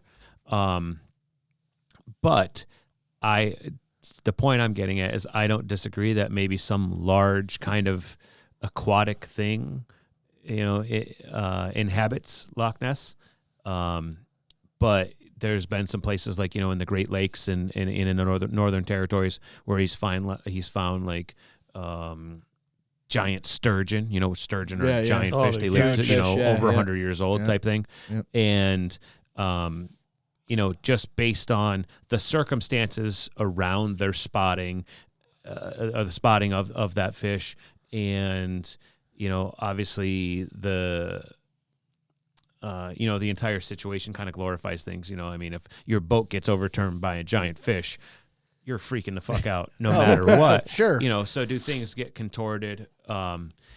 So I would give just like the the Yeti or the AKA and also Sasquatch, which I think kind of pair together. I wouldn't dismiss that, whether or not it's like this serpent-like creature. There's actually something rumored to exist also in Lake Champlain that's very similar, called Champ. Yep. Oh yeah. Which is a Loch Ness-like type thing. Again, it's a giant body of water, and we still suck at exploring bodies of water. So Well, is just there like just like crocodiles and alligators. Yeah. Yeah. Right. They're just downsized from what they were before. So is there that some could very well happen. Could there possibly be some giant type thing, living there. Yeah, I'd give that a thumbs up. Definitely thumbs up. Thumbs up. Okay. Some people believe the chamber behind Mount Rushmore holds big secrets. So come to find out, there is a room behind Lincoln's head. Yeah. It's an 18-foot door behind the landmark that leads up to an open room that is 74 foot long and 35 feet high. Is that where Trump lives? The guy that did all that was intended to place America's prized possessions in this room. It was supposed to be called the Hall of Records. Until Nicolas Cage infiltrated it. It was funny. And I don't want to make a joke about the storming the Capitol, but the people that were coming out with the Nicolas Cage memes. Oh, brilliant. Dude. They were brilliant. It was overkill. Come on, man. It was overkill. It was overkill. I don't know. It was a great movie. I agree, but still overkill. So have you guys ever been there? I have not been to Mount Rushmore. Nope. It's so I don't think I've actually talked about this. My family's on a goal now to visit all national parks. So we've done a bunch over in the last few years. I think one year we did 5 or 6 in a year. Now Mount Rushmore is a national monument, and but still, the monuments are on our list as well. There's just a lot more of them. The disappointing thing, if you research Rushmore, obviously everybody sees the pictures. You can't get anywhere near this thing. Oh, really? Like you are, it's a giant mountain with, and I forget the size of the faces. They're I don't know, 100 feet in height or something like that. Something like that. They're still huge. giant. They're huge. And it was a giant undertaking, but from the vantage point that you can actually see them at the acceptable range, it's a tiny Are you little serious? thing. Yeah, Wow. no. What you see in pictures, and then look for pictures of photos taken by amateur photographers at Mount Rushmore. It's low on my list just because it's the pictures you've seen are already better than what you're going to see. And you're definitely never going to see or even see a hint of the room that exists behind there. So I think it'd be really cool to see, but it's not high on my list. Yeah. So the next one is chemtrails. Oh, Yes. All right, you've brought that up a couple times, so I gotta let it rip. up. I gotta hear you. Big time. Let's hear the chemtrails. Let's hear it. Well, where do I start? When's the last you look up in the sky and you see just a trail, lasting for how long? And I don't know about you guys. I'm sure you guys are, were born 70s, whatever, maybe 60s, 70s. Whoa. When's the last time you've seen that? A contrail lasting hours. A contrail. I'm going to look up something in a second here. Go ahead. Why do you think I'm losing my hair, Jeff? Mine too. I already lost mine a long time ago. Man? Oh, we have actual victims of chemtrails right here. Right here. Dude, no, think about it. Look at it, man. No, absolutely. I've never seen it. I'm pretty sure there's admissions. What exactly is being released? So, and there is 2 different variations. So there are vapor trails, and that's a real thing, just from the the combustion and the processing of jet fuel, dissipates. which dissipates much quicker. Yes. Yep. And then there are those kind of lingering, and there are some variations even in the vapor trails based on altitude, and engine temperature and everything like that. Sure. But to your point, yes. Aluminum. Should they stick around for a half hour? There's a lot of shit going on in the atmosphere all the time. Clouds, you can't even look at the same cloud regardless of the weather. Right. For more than 10 minutes. Yeah, and then it goes away. But to Or it see- changes But into even something on else. the windiest day, it's Yep. even on a Perfect. still Perfect. on a still day, a cloud won't stick around. Right. But a chemtrail would.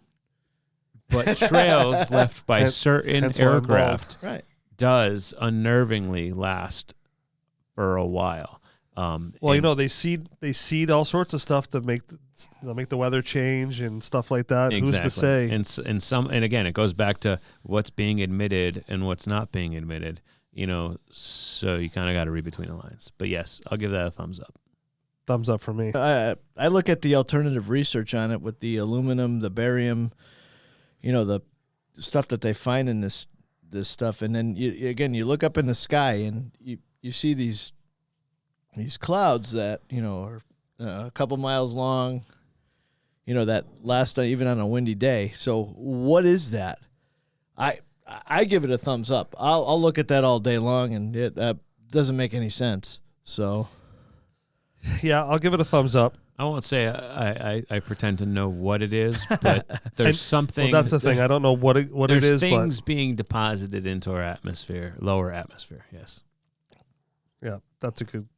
Gates is involved in that too, I think, too, isn't he? He had a summit. Blocking That was the sun or something. That was Shit. September 2019. That was Agenda 200. 200. Yep. All right, some of these things I'm going to skip just because they sound so absurd. Like this one's a sinkhole open up in Louisiana, sparking conspiracy theories through the state. Jeff has a full head of hair. I can't believe these are like the top ones in the U.S. Yeah, this is just No, people must crazy. be bored. Like man. Siberia had sinkholes opening up like monthly, Makes and no that's sense. not making any lists. Yeah, this is just some of these things are just ridiculous. Oh, this is a great one. For years now, people across Minnesota have been reporting hearing low humming or roaring sounds coming from the sky. There's been these explosions that have been going on lately that people are capturing on video now. Yeah, and ULF technology, so yeah, I don't have a whole lot to say about that, but low humming sounds, and I thought it was like only like a certain person with like a certain gene heard it or something. Isn't that is that a thing? Or maybe I'm wrong. Yeah, I don't know, but well, ULFs as a whole, so Right, if that's what that's referring to. Yeah. Yes, there's a limited number of the population. It's almost none that can detect, and it's not even here because the human ear can't really hear below. I think I saw that on Unsolved Mysteries or something like that. Somebody who hears that where it almost drives them to the point of insanity where but they're the only ones who can hear it. Yeah, good healthy I don't ears know. hear rarely below anything between 50 and 20 hertz. yeah. So once you get below that, you're ULF territory, which is you almost more feel it. And even actually, when you're at a concert and you feel those big booms, that's more feeling it than hearing it. Right, yeah. So I don't know enough specifically about that particular thing, but ULF anomalies are a real thing, and they use that technology for sensing the onset of earthquakes and things like that. Yeah. No, it's pretty neat, like especially this one that just happened a couple of weeks ago. I forget what the span of time is, but people are hearing these explosions, and now they weren't really repetitive, but they were enough where people were waiting for them, and then they would have their security cameras on now with the sound on so they could, and they were real explosions. No light, just a boom. Oh, so that's not even like low frequency stuff. No, that's these- like actual yeah, explosions. I wonder that. And they're calling it in, and the cops are going to check everything out. There's nothing. They can't. Is that the underground bases being blown up? Yeah, we got to blow that rock out somehow. Who knows? No, it's Who funny. knows, man? So- Who knows? Like 2 weeks ago, I think my wife and I were walking into Aldi's in Chicopee on Memorial Drive, and as we're walking in, we heard what was undeniably like 4 or 5 gunshots. Like, Really? I would have swore that like someone was in a Walmart parking lot firing off bullets. Like, You live in Chicopee? yeah, it's Me too, man. It We're sounded probably like neighbors. yeah, maybe. It sounded like exactly like that. And then there was a break, and then a handful more. And I'm waiting for sirens, something. Like it was not a car backfire. It was, it was not firecrackers like this. The echo. Not that I'm an expert, but I know what a lot of other things sound like. And nothing. And then even like a guy coming into all these, like I'm sitting there waiting. I'm like waiting to hear the sirens, and some guy's like, "Those are fucking gunshots." I'm like, "Yeah, I know." Nothing reported. I'm looking all over the news Isn't that sites. weird? Nobody talked about anything, and obviously it was within range. I mean, it was probably within a mile or two of Memorial Drive, which is still all pretty busy metro area, Sure. minor metro area. And for all that Nothing. traffic, for you to be able to hear stuff, like there's a lot of stuff going on. Yeah, You know what I very mean? pronounced, Yep. and it was like very distinctly semi-automatic. Westover's over there. It be Yeah, so I don't again, it's sound there, travel's weird, but so if I'm at Aldi's, / Chick-fil-A. Yeah, Chick-fil-A. In my position where I was standing, the base is behind me, right? Right. Did not sound Like it was behind you. If I had to guess, it was, Arby's Bridge Cafe area. That's exactly where it sounded like it came from. I'm not like a ballistics, audio expert, but I know my directions and where the base is. I've lived there all my life. There's been a lot of shooters in Chicopee lately. Yeah, but nothing. Were, it was bizarre. So He's got that gene. People, people hearing like explosions and not being able to explain it, and I'm with you. Yeah. All right. So Jimmy Hoffa.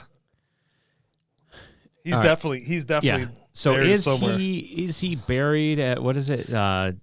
Was it Some stadium? Giants Field, Giant or- Stadium in Jersey. Giant Stadium. I would give that part a thumbs down. That kind of seems a little too That's far okay. fetched. Yeah. That's all right. Was he dealing with a lot of nefarious characters for the benefit of his union? Okay, and I was a member of the Teamsters Union for almost 10 years, and I will speak to the benefits of being as part of the Teamsters Union. It was not Hoffa's union.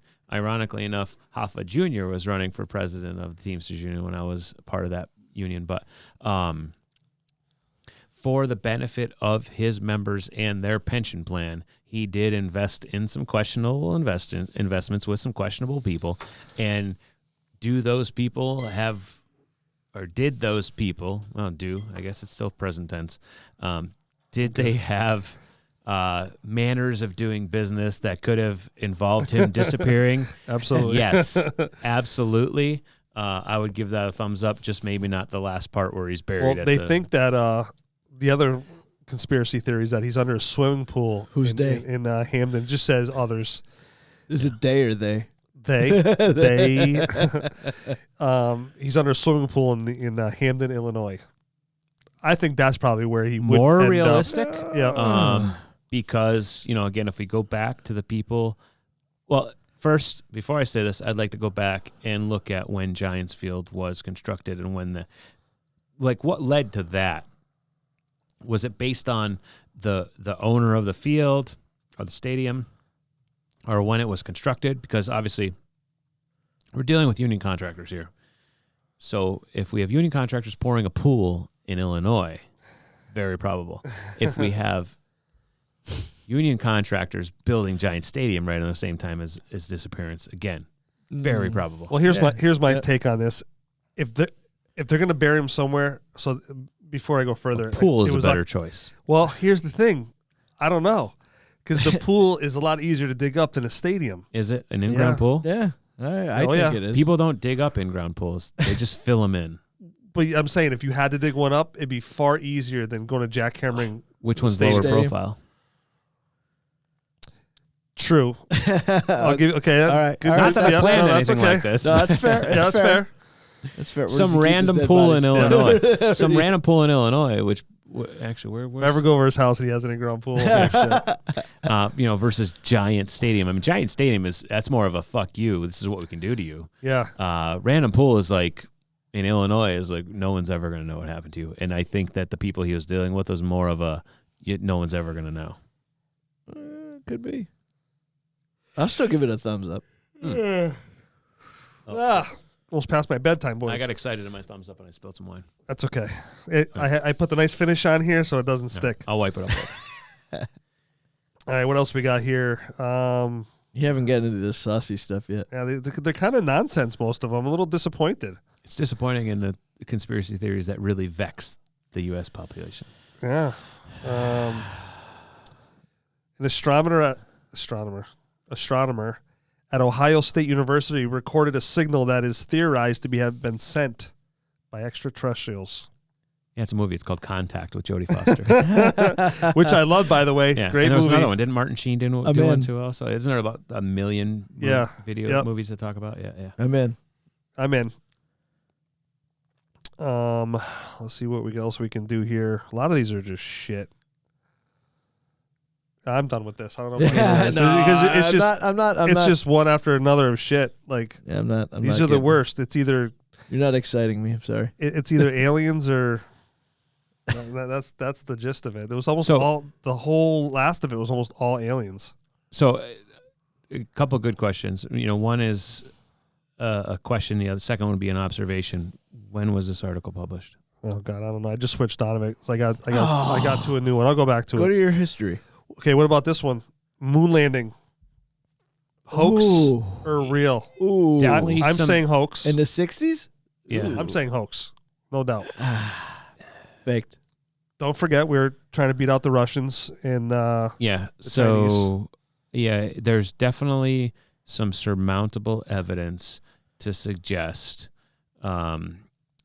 shadows, mostly terrain, mostly that would suggest. I like this. Where this he's is really Um, thinking hard. Look at him. I do. I like where it's going. He's though. analyzing it. That would suggest that it might not be true. Have we been there since? I think our technology has definitely evolved to the point where we could. Whether or not we have been, Why don't we keep going back? You think that would be the closest thing that we could go do? And we don't know anything about the dark side of the moon really at all. Although the Chinese just put something over on the other side just recently. Could it be a satellite? They say it's hollow. I read something the other day that we've launched shit at it, and it dings or it resonates like it could be hollow. oh really? Yeah, how a tambourine, or what do you call those things on the top of a drum where you hit it and that vibration? Yeah. Basically something like that. That the moon Could itself be, is man. hollow. Yeah. Be.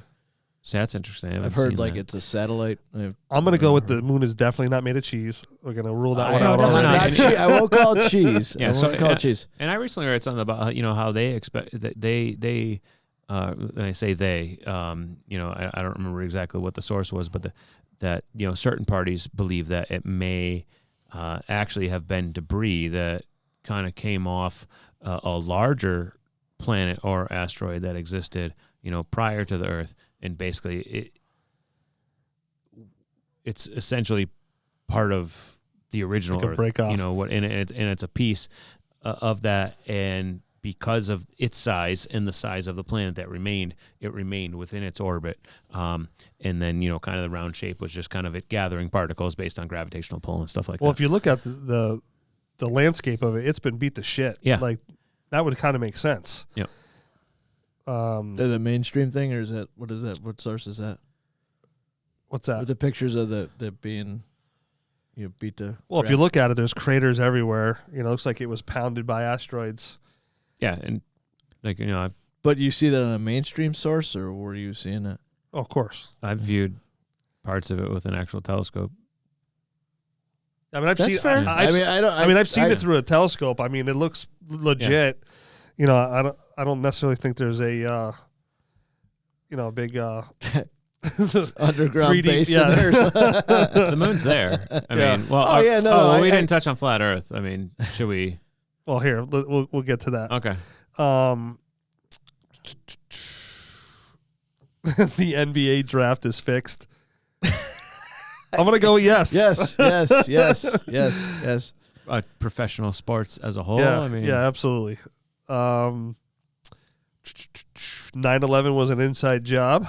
Oh, there's so much to go there, and Yep. it's very controversial for people to hear. Yep. A lot of unanswered questions. Building 7. We could just leave it at that. yes, That's how we met. I like it. That's Yeah, how me and absolutely. Greg met was Yeah. Building Just 7. leave Building 7, and if you Yeah. haven't researched Building 7, just do that and make your own decisions. Yeah. Um, Well, you brought up the Patriot Act earlier too.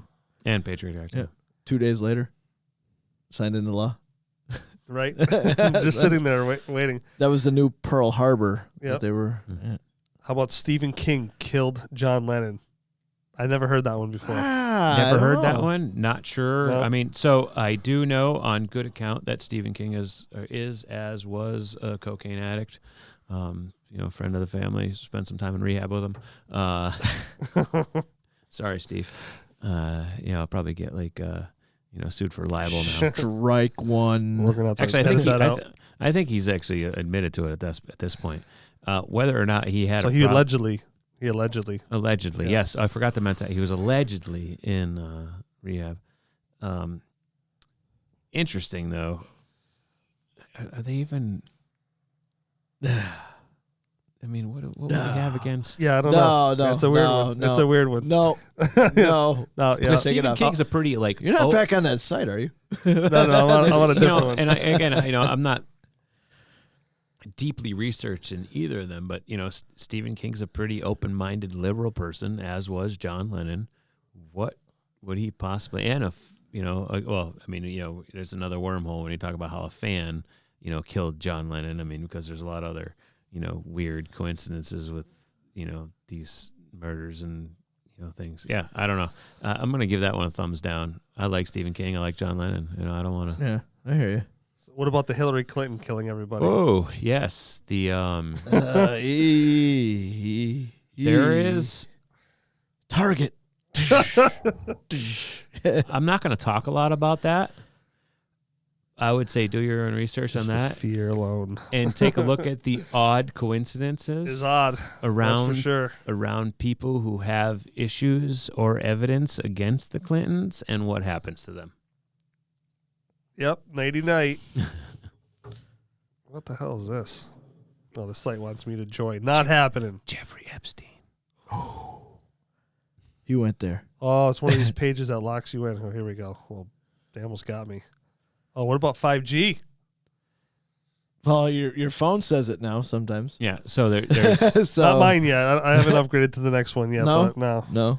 Don't update. Don't ever update. 4G for me. Don't There's do actually it. there's if I recall correctly, there's some COVID/coronavirus related theories around 5G technology and how they correlate to all the other Being able to shut you down. Touch of a button. About different. I wouldn't call them pandemics, but how they relate to different crises, like the launches of different technologies, and how their suspicion is that a word?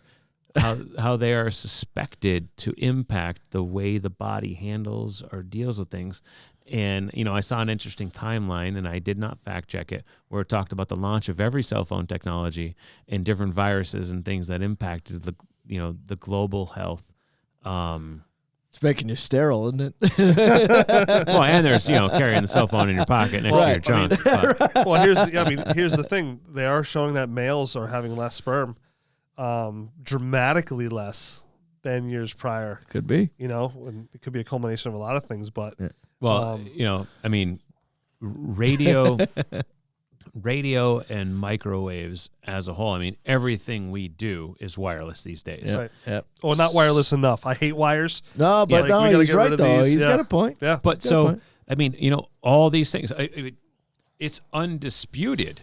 I mean, there's still warning labels on microwaves. One of the not the original microwave technology, but the original mass-produced microwave technology, and the dangers that are associated with it. Cancer, impact on pacemakers, things like that. Like radio and microwaves and gamma waves, they affect everything around us. And now don't stand too close while running. I won't give up my air microwave though. I'm is telling you right now. 1,000% infiltrated by unhidden, or hidden, unseen things that are all around us, and we have no idea of the impact.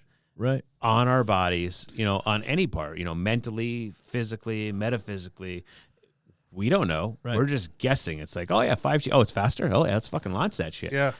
We don't even know if 4G. People are still saying that cell phone, or cell phones in general are causing cancer, in people's groins because they're keeping their phones in their pockets or in their ears before they're using headsets. It's true. And we don't know the long-term cause because it hasn't been around long-term. Yeah, right. But microwaves. Yeah, cell phones are undisputably cause cancer if they're not shielded correctly. Yeah, that's right. Who's the guy that's really smart? Hawking? No. That's but he's Neil deGrasse Tyson? Yes. all right. I could listen to him forever. Yeah, well, what I like about him is he kind of he puts things puts in it perspective. in simpler terms. I mean, there's a million people out there that talk way over our heads to try to make themselves seem smart, but you're not smart unless you can explain it to your grandmother. And Neil deGrasse Tyson does that. He doesn't draw conclusions though either. Well, he was on the Joe Rogan show and he was talking about microwaves, and according to him, he's like, these things are totally safe, and he goes into the whole thing with the guy with popcorn and how he found, Yeah, that's how it was discovered. His popcorn started popping. He was on a radar range or whatever. Yeah. And he's like, based on how they're shielded, he goes, and Joe asked him, well, how much of this would you be worried about? He goes, not even on my radar. Yeah. And I think there's some merit to that, because a lot of these things exist in nature on their own. But do they exist in mass, like at the extent that we're seeing them and as we continue to see them grow? So have they been an issue versus will they be an issue as, adoption and use increases? That's, I think, yet to be seen. And I think a good correlation is, if you look at, and I use this example in a lot of different conversations, is cause of death over the last 100 years. So there's some thing, and this is, and you mentioned GMOs earlier, but it talks about, diet and nutrition related things, not necessarily environmental, like, microwaves and cell phone, but, something like cancer and heart disease were almost unheard of. Right. 100 years ago, maybe a little over 100 years now. It was really turn of the century when those things started becoming more prevalent. I mean, were they though? I mean, was it just the fact that we just couldn't? I don't know. Detection. What were they feeding the cows back then? So detection is part of it. Detection is part of it, and also, because everything they did was drenched in fat and butter, and I watched this. Yeah, but that's good butter. Yes, everything they did was drenched in fat and butter, and heart disease wasn't an issue. But do we know that for a fact, though? No, because lifestyle or technology and both medically and universally weren't as well discovered. So, and I'm sure there's how do I put this? There's a little bit of room for error as far as cause of death, and some of the other causes of death don't exist anymore thanks to vaccinations and other medical advancements. But cancer is well documented for, I think, over 100 years, but it was not a primary cause of death. But how many types of cancer are there, though? There's how many thousands of types you of can get cancer? cancer of everything. Right. You can get cancer of everything. Right. So yes, was it fully well discovered? But if you look, and again, if you look at the percentages, some of it can be attributed to just lack of knowledge or lack of research. Mm-hmm. But they're overwhelming. I mean, the shift. I mean, so when you take a cause of death that was non-existent, and I'll take the top two, cancer, heart disease. Sure. In over 100 years now, they're the top two. How much of that is discovery, and how much of that is environment or diet? So back in 1901, your life expectancy was about 47 years old. If you're a woman, it was 50. Who are you quoting? This is Fraser Consultants. Yeah, I don't know. Yeah. I don't know if this is true or not, but top thumb. I don't know, but so it says here, gastrointestinal infections topped the list of deaths in 1901. Okay, so I don't remember when were antibiotics developed. Mid to late 1800s, so new technology, eliminating a problem. Okay, Sure. Tuberculosis. Okay, vaccine. Yeah. Pneumonia. Antibiotics. Yep. And heart disease. High blood pressure med, whatever. Heart disease is It's all related. Bright's disease. I'm gonna look this up. Bright's. Gotta be a vaccine. It's or a diseased kidney. It's a disease was named after. Is that what everybody gets when you turn 65 or something like that? I just showed a picture. It ain't good. We're gonna get off that picture. Where I'm going here. Yeah, I mean that's so now the number one cause of death today is heart disease, COVID, cancer. Sorry, man. I don't mean to do that, but chronic lower respiratory disease, accidents, and strokes. All right, so chronic lower, that's COPD. That's emphysema. COVID's not on there. It's negative. It's only been 1 year. I hear you. These are trends, and again, that's only it's still, even though it's a lot of people, it's a small percentage. Yeah, I hear you. Even if you attribute it to comorbidities. How many people die from the flu each year? So it says here Each the flu. year. Another Seasonal study flu? from the New England Journal of Medicine lists the flu and cancer as other common causes back then. that contributed to 18% of all deaths in 1901. Today, they count for 63% of all deaths. The flu? The flu, vascular disease, strokes, cancers. So like the top 63, four, basically. Yeah, pretty you, much. you said that, but what's the flu? It just says the flu. Oh, okay. That's I don't- that's in with the whole like cardiovascular thing, and Well, it just lists the flu, and then it goes.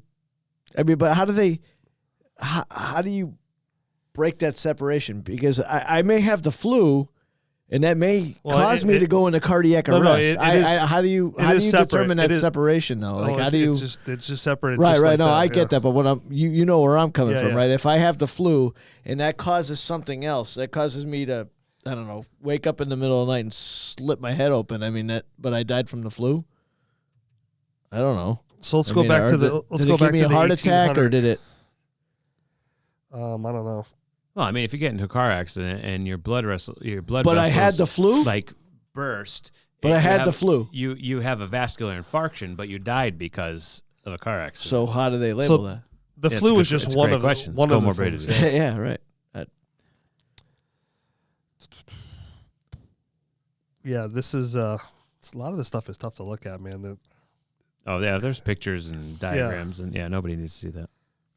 I mean, they found heart disease in Egyptian mummified mummies. I mean, not to say we knew it existed. We're not saying it didn't exist. No. Exactly, but it's eye opening. You know, again, if you look at the past century, and then if you also look at, and again, it's a different wormhole that we're going down.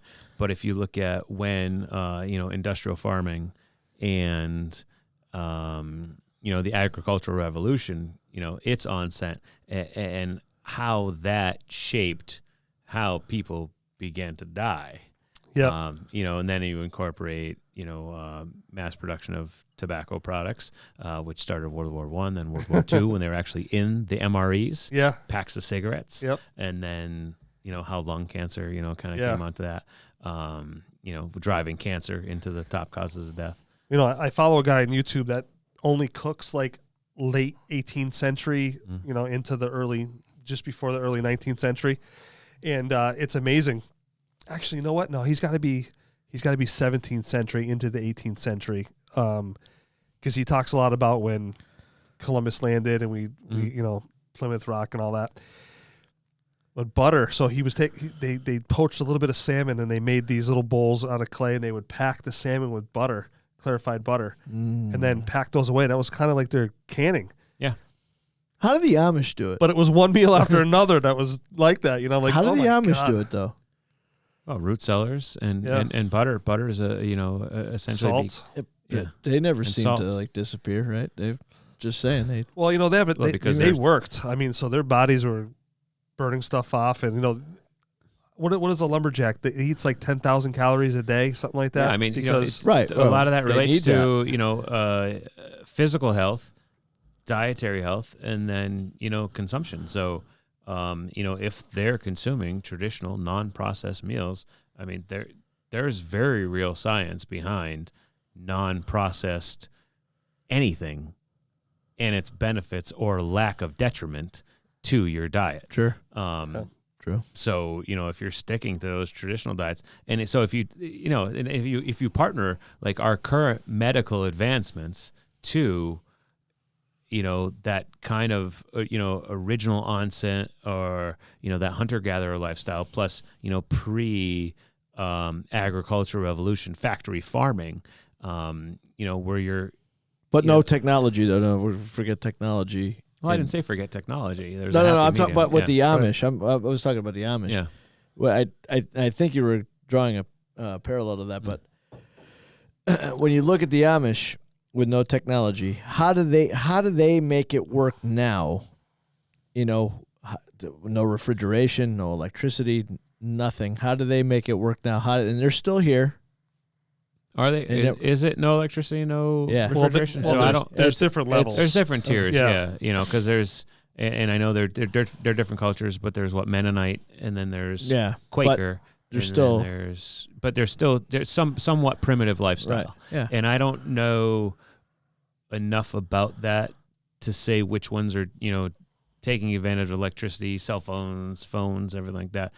But for the most part, I think they are kind of hesitant of the adoption of technology. I think that they, but I would be But curious. they still make it work, though, right? I mean, there's no question you can make it Yeah, work. right, Oh, yeah. right, But right. it's a lot of work. But I would be Self-sufficiency. curious to But see. that's that's how do people become self-sufficient like that too? Well, they also believe on. I could become you know, self-sufficient tomorrow. It's just whether or not I want to work that Right. hard. right. Work that And- hard. Yeah. Well, and that's the thing that they're. because School's not a big thing for them. They learn a lot of Yeah. life lessons and those kind of things. So they came over in the 18th century to escape religious persecution, like a lot of people did. Who back hasn't? then. Yeah. Yep, and they call them the Pennsylvania Dutch, or actually not Dutch at all. The word Dutch is a corporation or corporate. I can't even say that word. What is it? What? Oh, it's a mix of two words, which they speak in ancient dialect. oh yeah, their language. Yeah, their language, It's, yep. it's weird. Yeah. But I mean, that's the thing. Like they do everything together. I mean, so that's the power of the Amish. Like if let's say the world went to shit today. Love thee thy neighbor. Yeah, I mean, when you do things in that unison, a lot of amazing things can happen. You know. So I mean, it's like every weekend, and it wouldn't be a weekend; it would be every day. Like take your street for example. Every day of the week, you're going and you're working on someone else's farm or whatever Right. they have working on, and it's a collaborative effort. Now, I could speak from my own experience. I've lived in my house for 18 years, and collectively, I have said, I'm being generous here, 50 words to my neighbors. Okay, so I am very much not like. So you're not the Amish. welcoming committee. No, Yeah. I'm very much to myself, and we've discussed this on previous Peer podcasts. through the blinds. I'm an introvert, so I don't like talking to people. That's fair. But that's the differentiator between who we've become as a society today and the Amish, where I was cleaning my yard this weekend. Now, if I were Amish, I would guess I'd have 15 to 20 people in my backyard helping me clean up my backyard this weekend. Right. But that's not the case, and that speaks to who we are as a society. Is it right? Is it wrong? I'm not going to decide. No, you're right. I No, think I'm that not- sense I of agree with community you. is definitely a positive. I agree with you. It's not necessary for me. I don't want 15 strangers in my lawn, but maybe that's just kind of how we've evolved as a society. Mm-hmm. But I would actually be interested to see if your, internet web machine speaks to us. The cause of death for the Amish community. You got that from an alien, didn't you? Let's look that up. It's That's a supercomputer, isn't it, Jeff? if you guys remember Phil Hartman on Saturday Night Oh Live? yeah, yep. Unfrozen caveman lawyer. I'm gonna say maybe accidents are gonna be. Yeah, probably like the Amish? industrial One of the top type ones, accidents, yeah. Or idiots trying to Well, rip what around their level of the horse Amish and are? buggy. So the average lifespan of somebody who's Amish is 71. Okay. Not horrible. No, not bad considering. And I don't know if they reject modern medicine so much. Some do. I think. Yeah, I think they I'm do. not- I I'm not think sure most of about them. I that. think most Can of you them be do. an extreme Amish? I don't know. I don't know. I don't know. It's a lot of medical terms. I mean, here. how We're much gonna- did we're they gonna really skip have that. money? I mean, Yeah. I don't think they really do. So I don't think they use it.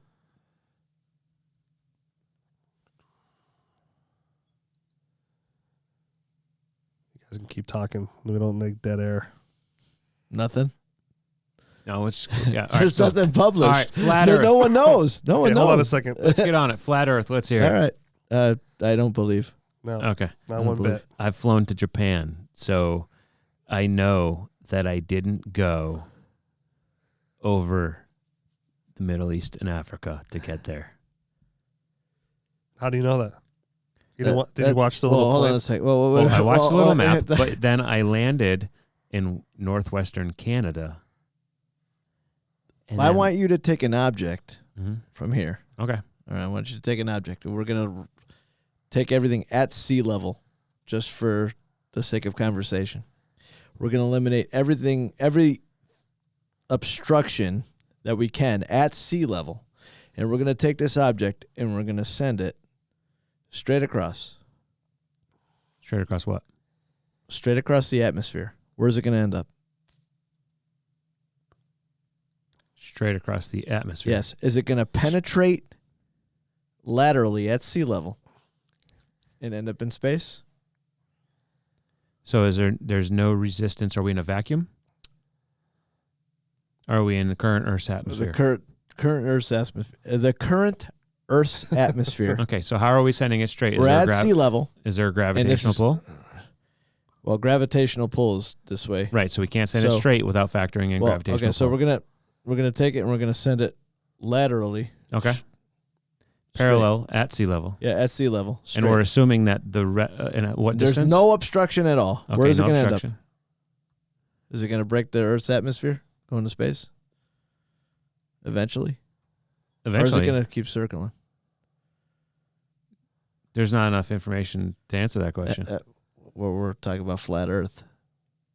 So if we're flat Earth, yeah, where does it end? There's no curve or anything stopping it here at sea level. So where's it going? Where's that object going to go? So we're saying in a flat Earth environment, where's it going? Or yeah. just period? In a flat Earth environment, where's it going? It would go straight. It would just keep going. It would just keep going. What do you think? But to that effect, okay, so fine. Apples to apples, even in a round Earth environment, if we're firing something off laterally without any outside penetrate the Earth's factors, atmosphere and get into space? Again, it depends on how much propulsion, how much resistance, how much gravitational pull. So even in a round Earth environment, it would continue to go straight. Not this way, straight this way. This way. We're talking not about this way. Talking about parallel. I'm breaking it. Gravity's this way. I'm looking Gravity at this table. keeps us down this way. It doesn't push us this way. It keeps us down this way. Right, it doesn't. But So if I'm traveling this way, left to right, and if I'm trying to hover above Earth, gravitational pull still factors in. But I'm still going to go down. If I'm going to throw a baseball straight ahead, which would be parallel to the Earth's surface, sure. But it's if it can still keep gonna that fall. momentum, all right. Let's round say Earth or flat Earth, that's still going to. If could it break the Earth's atmosphere? Anything can break the Earth's atmosphere with the right amount of propulsion. This way? Absolutely. Why wouldn't it? Flat Earth? Is there anything to break? Well, I don't know if it's breaking something, but well, I mean, it would still what is flat continue. Earth? Does flat Earth is that a gravitational thing? No, even flat Earth is if you sail to a certain part of the Earth, you're going to fall off an edge. Like Antarctica. So Antarctica isn't a continent. It's an ice wall designed to keep you from falling off the edge. Non-flat Earth. That's flat Earth. I'm not a But flat what Earth. would happen if I went around this way? You can't go around. There's no around. There's no around. So, again, when I flew to Japan and I went to northwestern Canada / Alaska and then looped my way around and saw, the North Pole and the Aurora Borealis and watched the sun chase me as I went to Japan, that doesn't exist. Those air routes in flat Earth world do not exist. I would have had to fly from Massachusetts across Europe, across Asia to get to Japan, which in miles would have taken me probably at least another 12 to 18 hours. I got there in less than 24 hours. Real time, that's accounting for a 12-hour time lapse, or time zone difference. So, do you see the curvature when you're up there? Of the Earth? I would like to say yes. Okay. But by science terms, at a 30,000-foot altitude, you're not supposed to see the curvature of the Earth. Now, obviously, as a sphere, the curvature increases as you get closer to the tip of the sphere, as the sphere narrows. And depending on your angle of view, I think I saw the sphere, but science says that at 30,000 feet, I shouldn't have. I definitely saw, a halo, I guess, around the Earth's surface and the Aurora Borealis, etc. And I could definitely see the what's it called? The night-day timeline, basically that line that differentiates when it's day and night. Daylight you could see that. Like, I mean, you chased the sun, depending on which direction you were or were chased by the sun. Sure. And in traveling where I've traveled, both Japan and to Alaska, which are far from where we are now, and I've traveled to Europe as well, I see what I believe is evidence that goes against what some flat earthers have seen or have Drawn conclusions to. Drawn conclusions to. Maybe not even seen as much as I've seen. Yeah. Next time we have this conversation, In my I need to opinion, take though, some in a acid. flat Earth, how can you have gravity in a flat Earth? I don't get it. But why are we the only we're planet not- that's a flat Earth? Yeah, well, that's the other well, I mean, part this of it. way. This way, I can see you having, but this way, I don't know. But gravity Maybe, interacts laterally and vertically. It does. I mean, that gravity is not a good argument against flat Earth. The only real flat Earth argument around gravity is just, well, what goes up must come down. The idea of gravitational force based on the size of the mass of the object and how much. So we have gravity. You and I have gravity. Right. We don't feel it because the mass that we're standing on exceeds that and basically overrules it. Yeah. Just like gravity exists on the moon, but it exists in a lesser form Microterms. or in a lesser Yeah, force right, yeah. because it's a smaller object, so it produces less gravity. So is it like flat space? Just like if we were on Jupiter, not only would we weigh, whatever it is, 12 or 15 times as much, we would be crushed. Our bones cannot support it. Just like when but isn't that more of the atmosphere, the lack of some of its atmosphere, some of its gravity. So, but isn't the From gravity? what you've learned? Yeah, but From what he's isn't learned? the gravity dependent on the atmosphere? Have you been there? no, it's gravity Jeff, is have you been solely there? based I've never on been there. Not yet. so gravity is solely based on the mass of an object and your proximity to the mass of that object. So, But how come? Okay. when people spend time in space away from the mass of Earth and its gravitational pull and the lack of that gravity, they actually get taller because their bones and their joints decompress. And you, as a person, every single day when you wake up in the morning, you are actually taller than when you go to sleep because of the effect that gravity has on your body and its draw towards the ground. So you extrapolate that to a planet like Jupiter that's, I don't know exactly how many times larger. That's the size of that gravitational pull. That's the increase of that gravitational pull. So if you take your weight here, let's just say arbitrarily it's 200 pounds, and you get on a planet that has 4 times the gravitational pull of Earth, you are now 800 pounds. The math that does work. True. Fuck, man.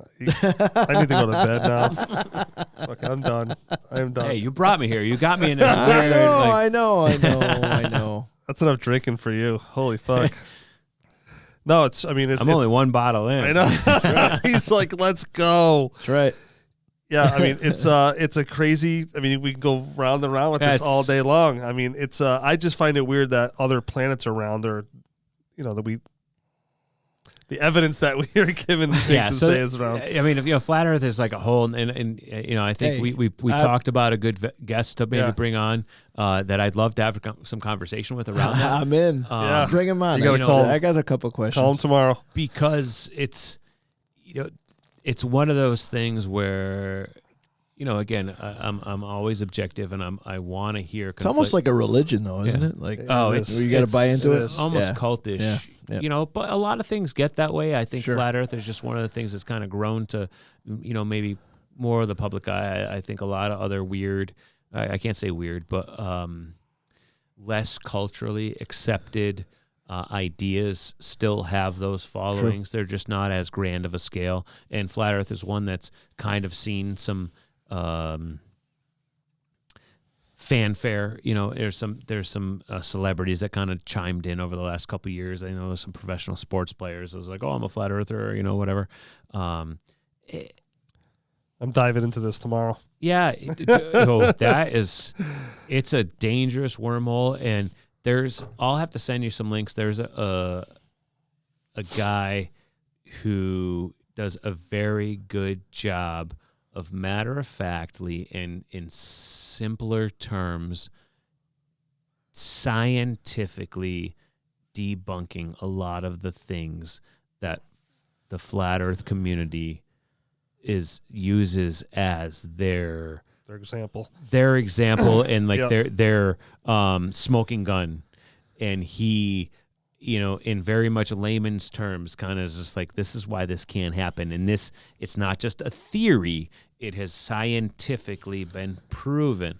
And there was, I don't know if it still exists, there was a Netflix documentary that existed around flat earth, and they followed some of these guys on their journey to kind of disprove round earth. And the biggest one that I thought was really telling, and people still refuse to accept it on the flat earth side, was it was like compass related, around like magnetic north, or trying to disprove the rotation of the earth, because obviously if we're on a flat plane, it's not going to rotate. And it was something around like a gyroscopic detector, basically where it could detect minute detections, in any, in a gyroscopic manner. Oh. And they bought this thing, like they raised money, and it like cost like thousands of dollars. And they like put it on a pedestal. Believe me. They put it on a pedestal, like, this is going to prove it. And they're like, shit, this still says that the earth is rotating at like the exact velocity that we determine it should be to have a 24-hour day. And then they're like, well, we have to put it in like this super chamber that basically takes away all the properties of Earth and everything that goes on around it. And that costs us $10,000. And we're going to take this gyroscope and we're going to put it in there. And it's going to prove that nothing's moving. And they put it in there inside this like totally, shielded environment. Poke a hole in it. And it still said that we're rotating at roughly 24 hours a day per rotation. And they were like, we're just going to have to go retest this again. So, I mean, what would be the end goal, though? Like, if they pulled the wool over our eyes for all these years, why?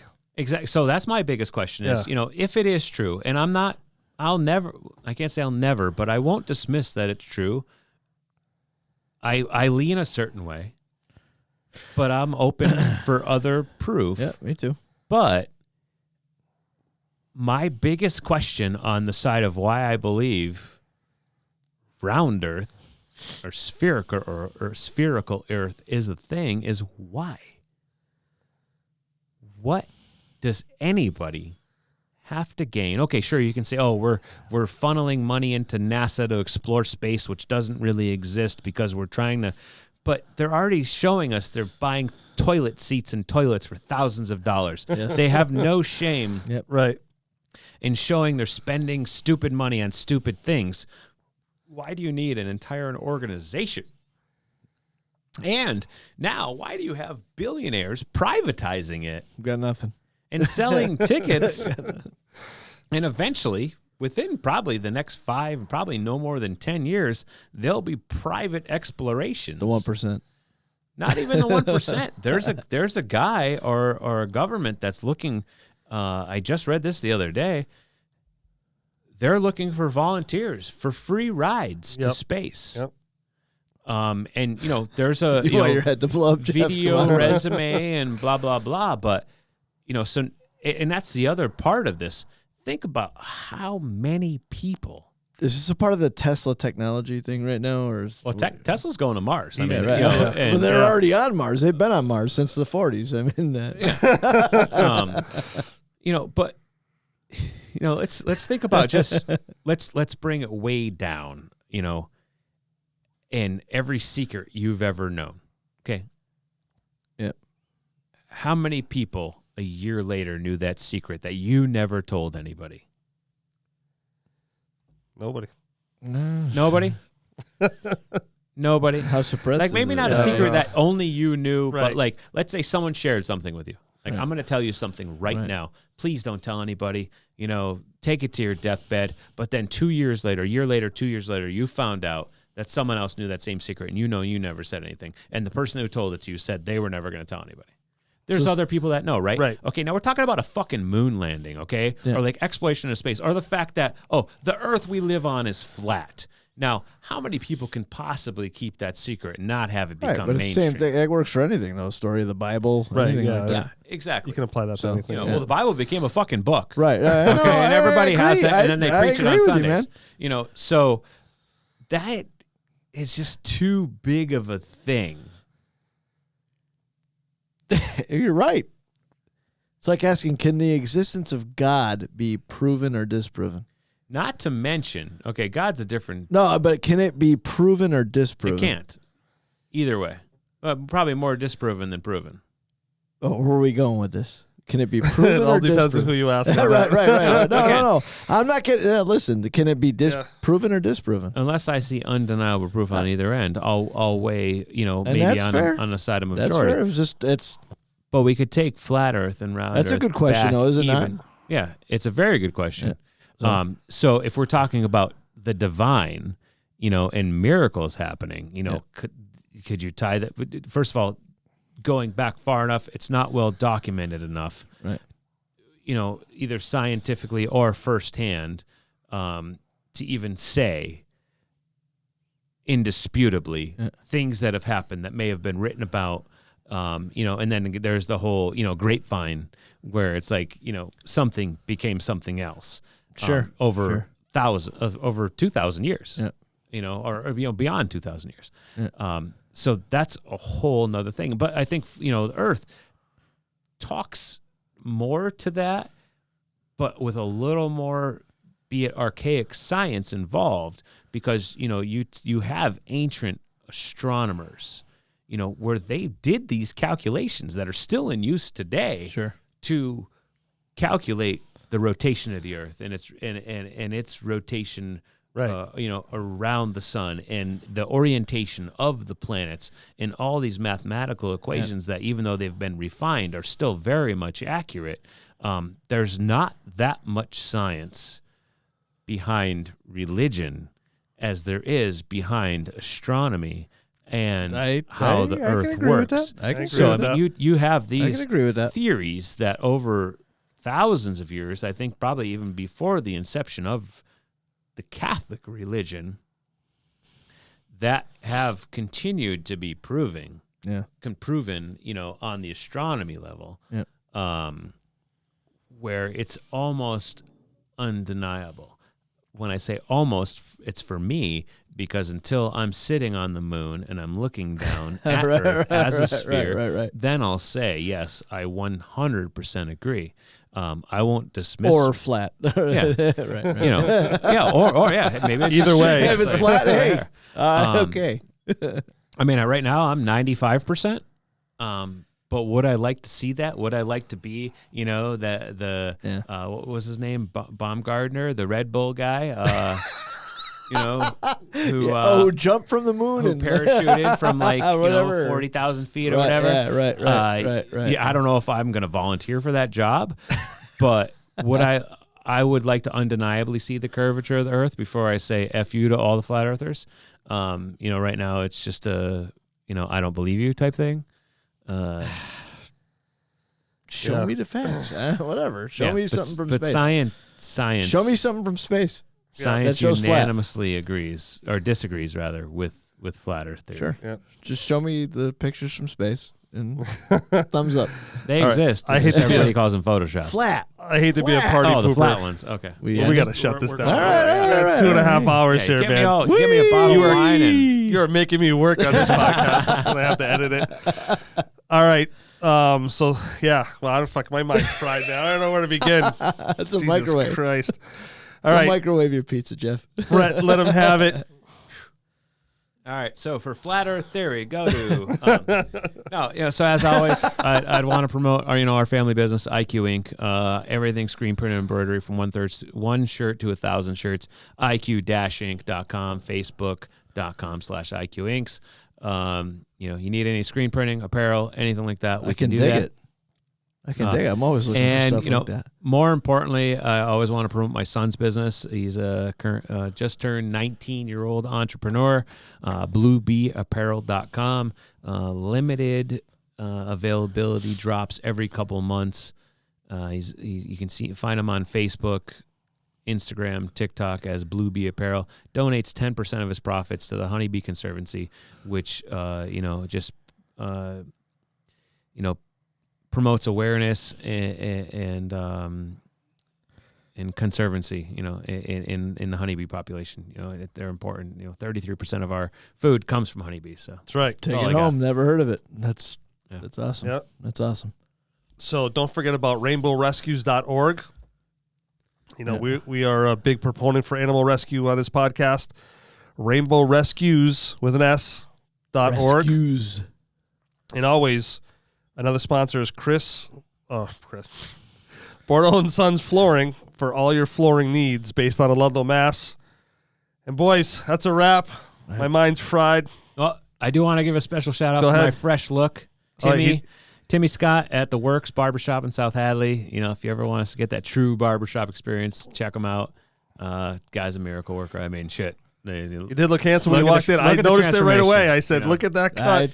I never met you before, but hey, bud. Yeah. I mean, he was pissed because it literally had been a year since I've had a haircut or beard trim. But he made the magic happen. Bravo. And a great job he did. Yeah. All right, guys. Thank you for joining us for another episode of You Can't Handle the Ploof. Peace. Peace out.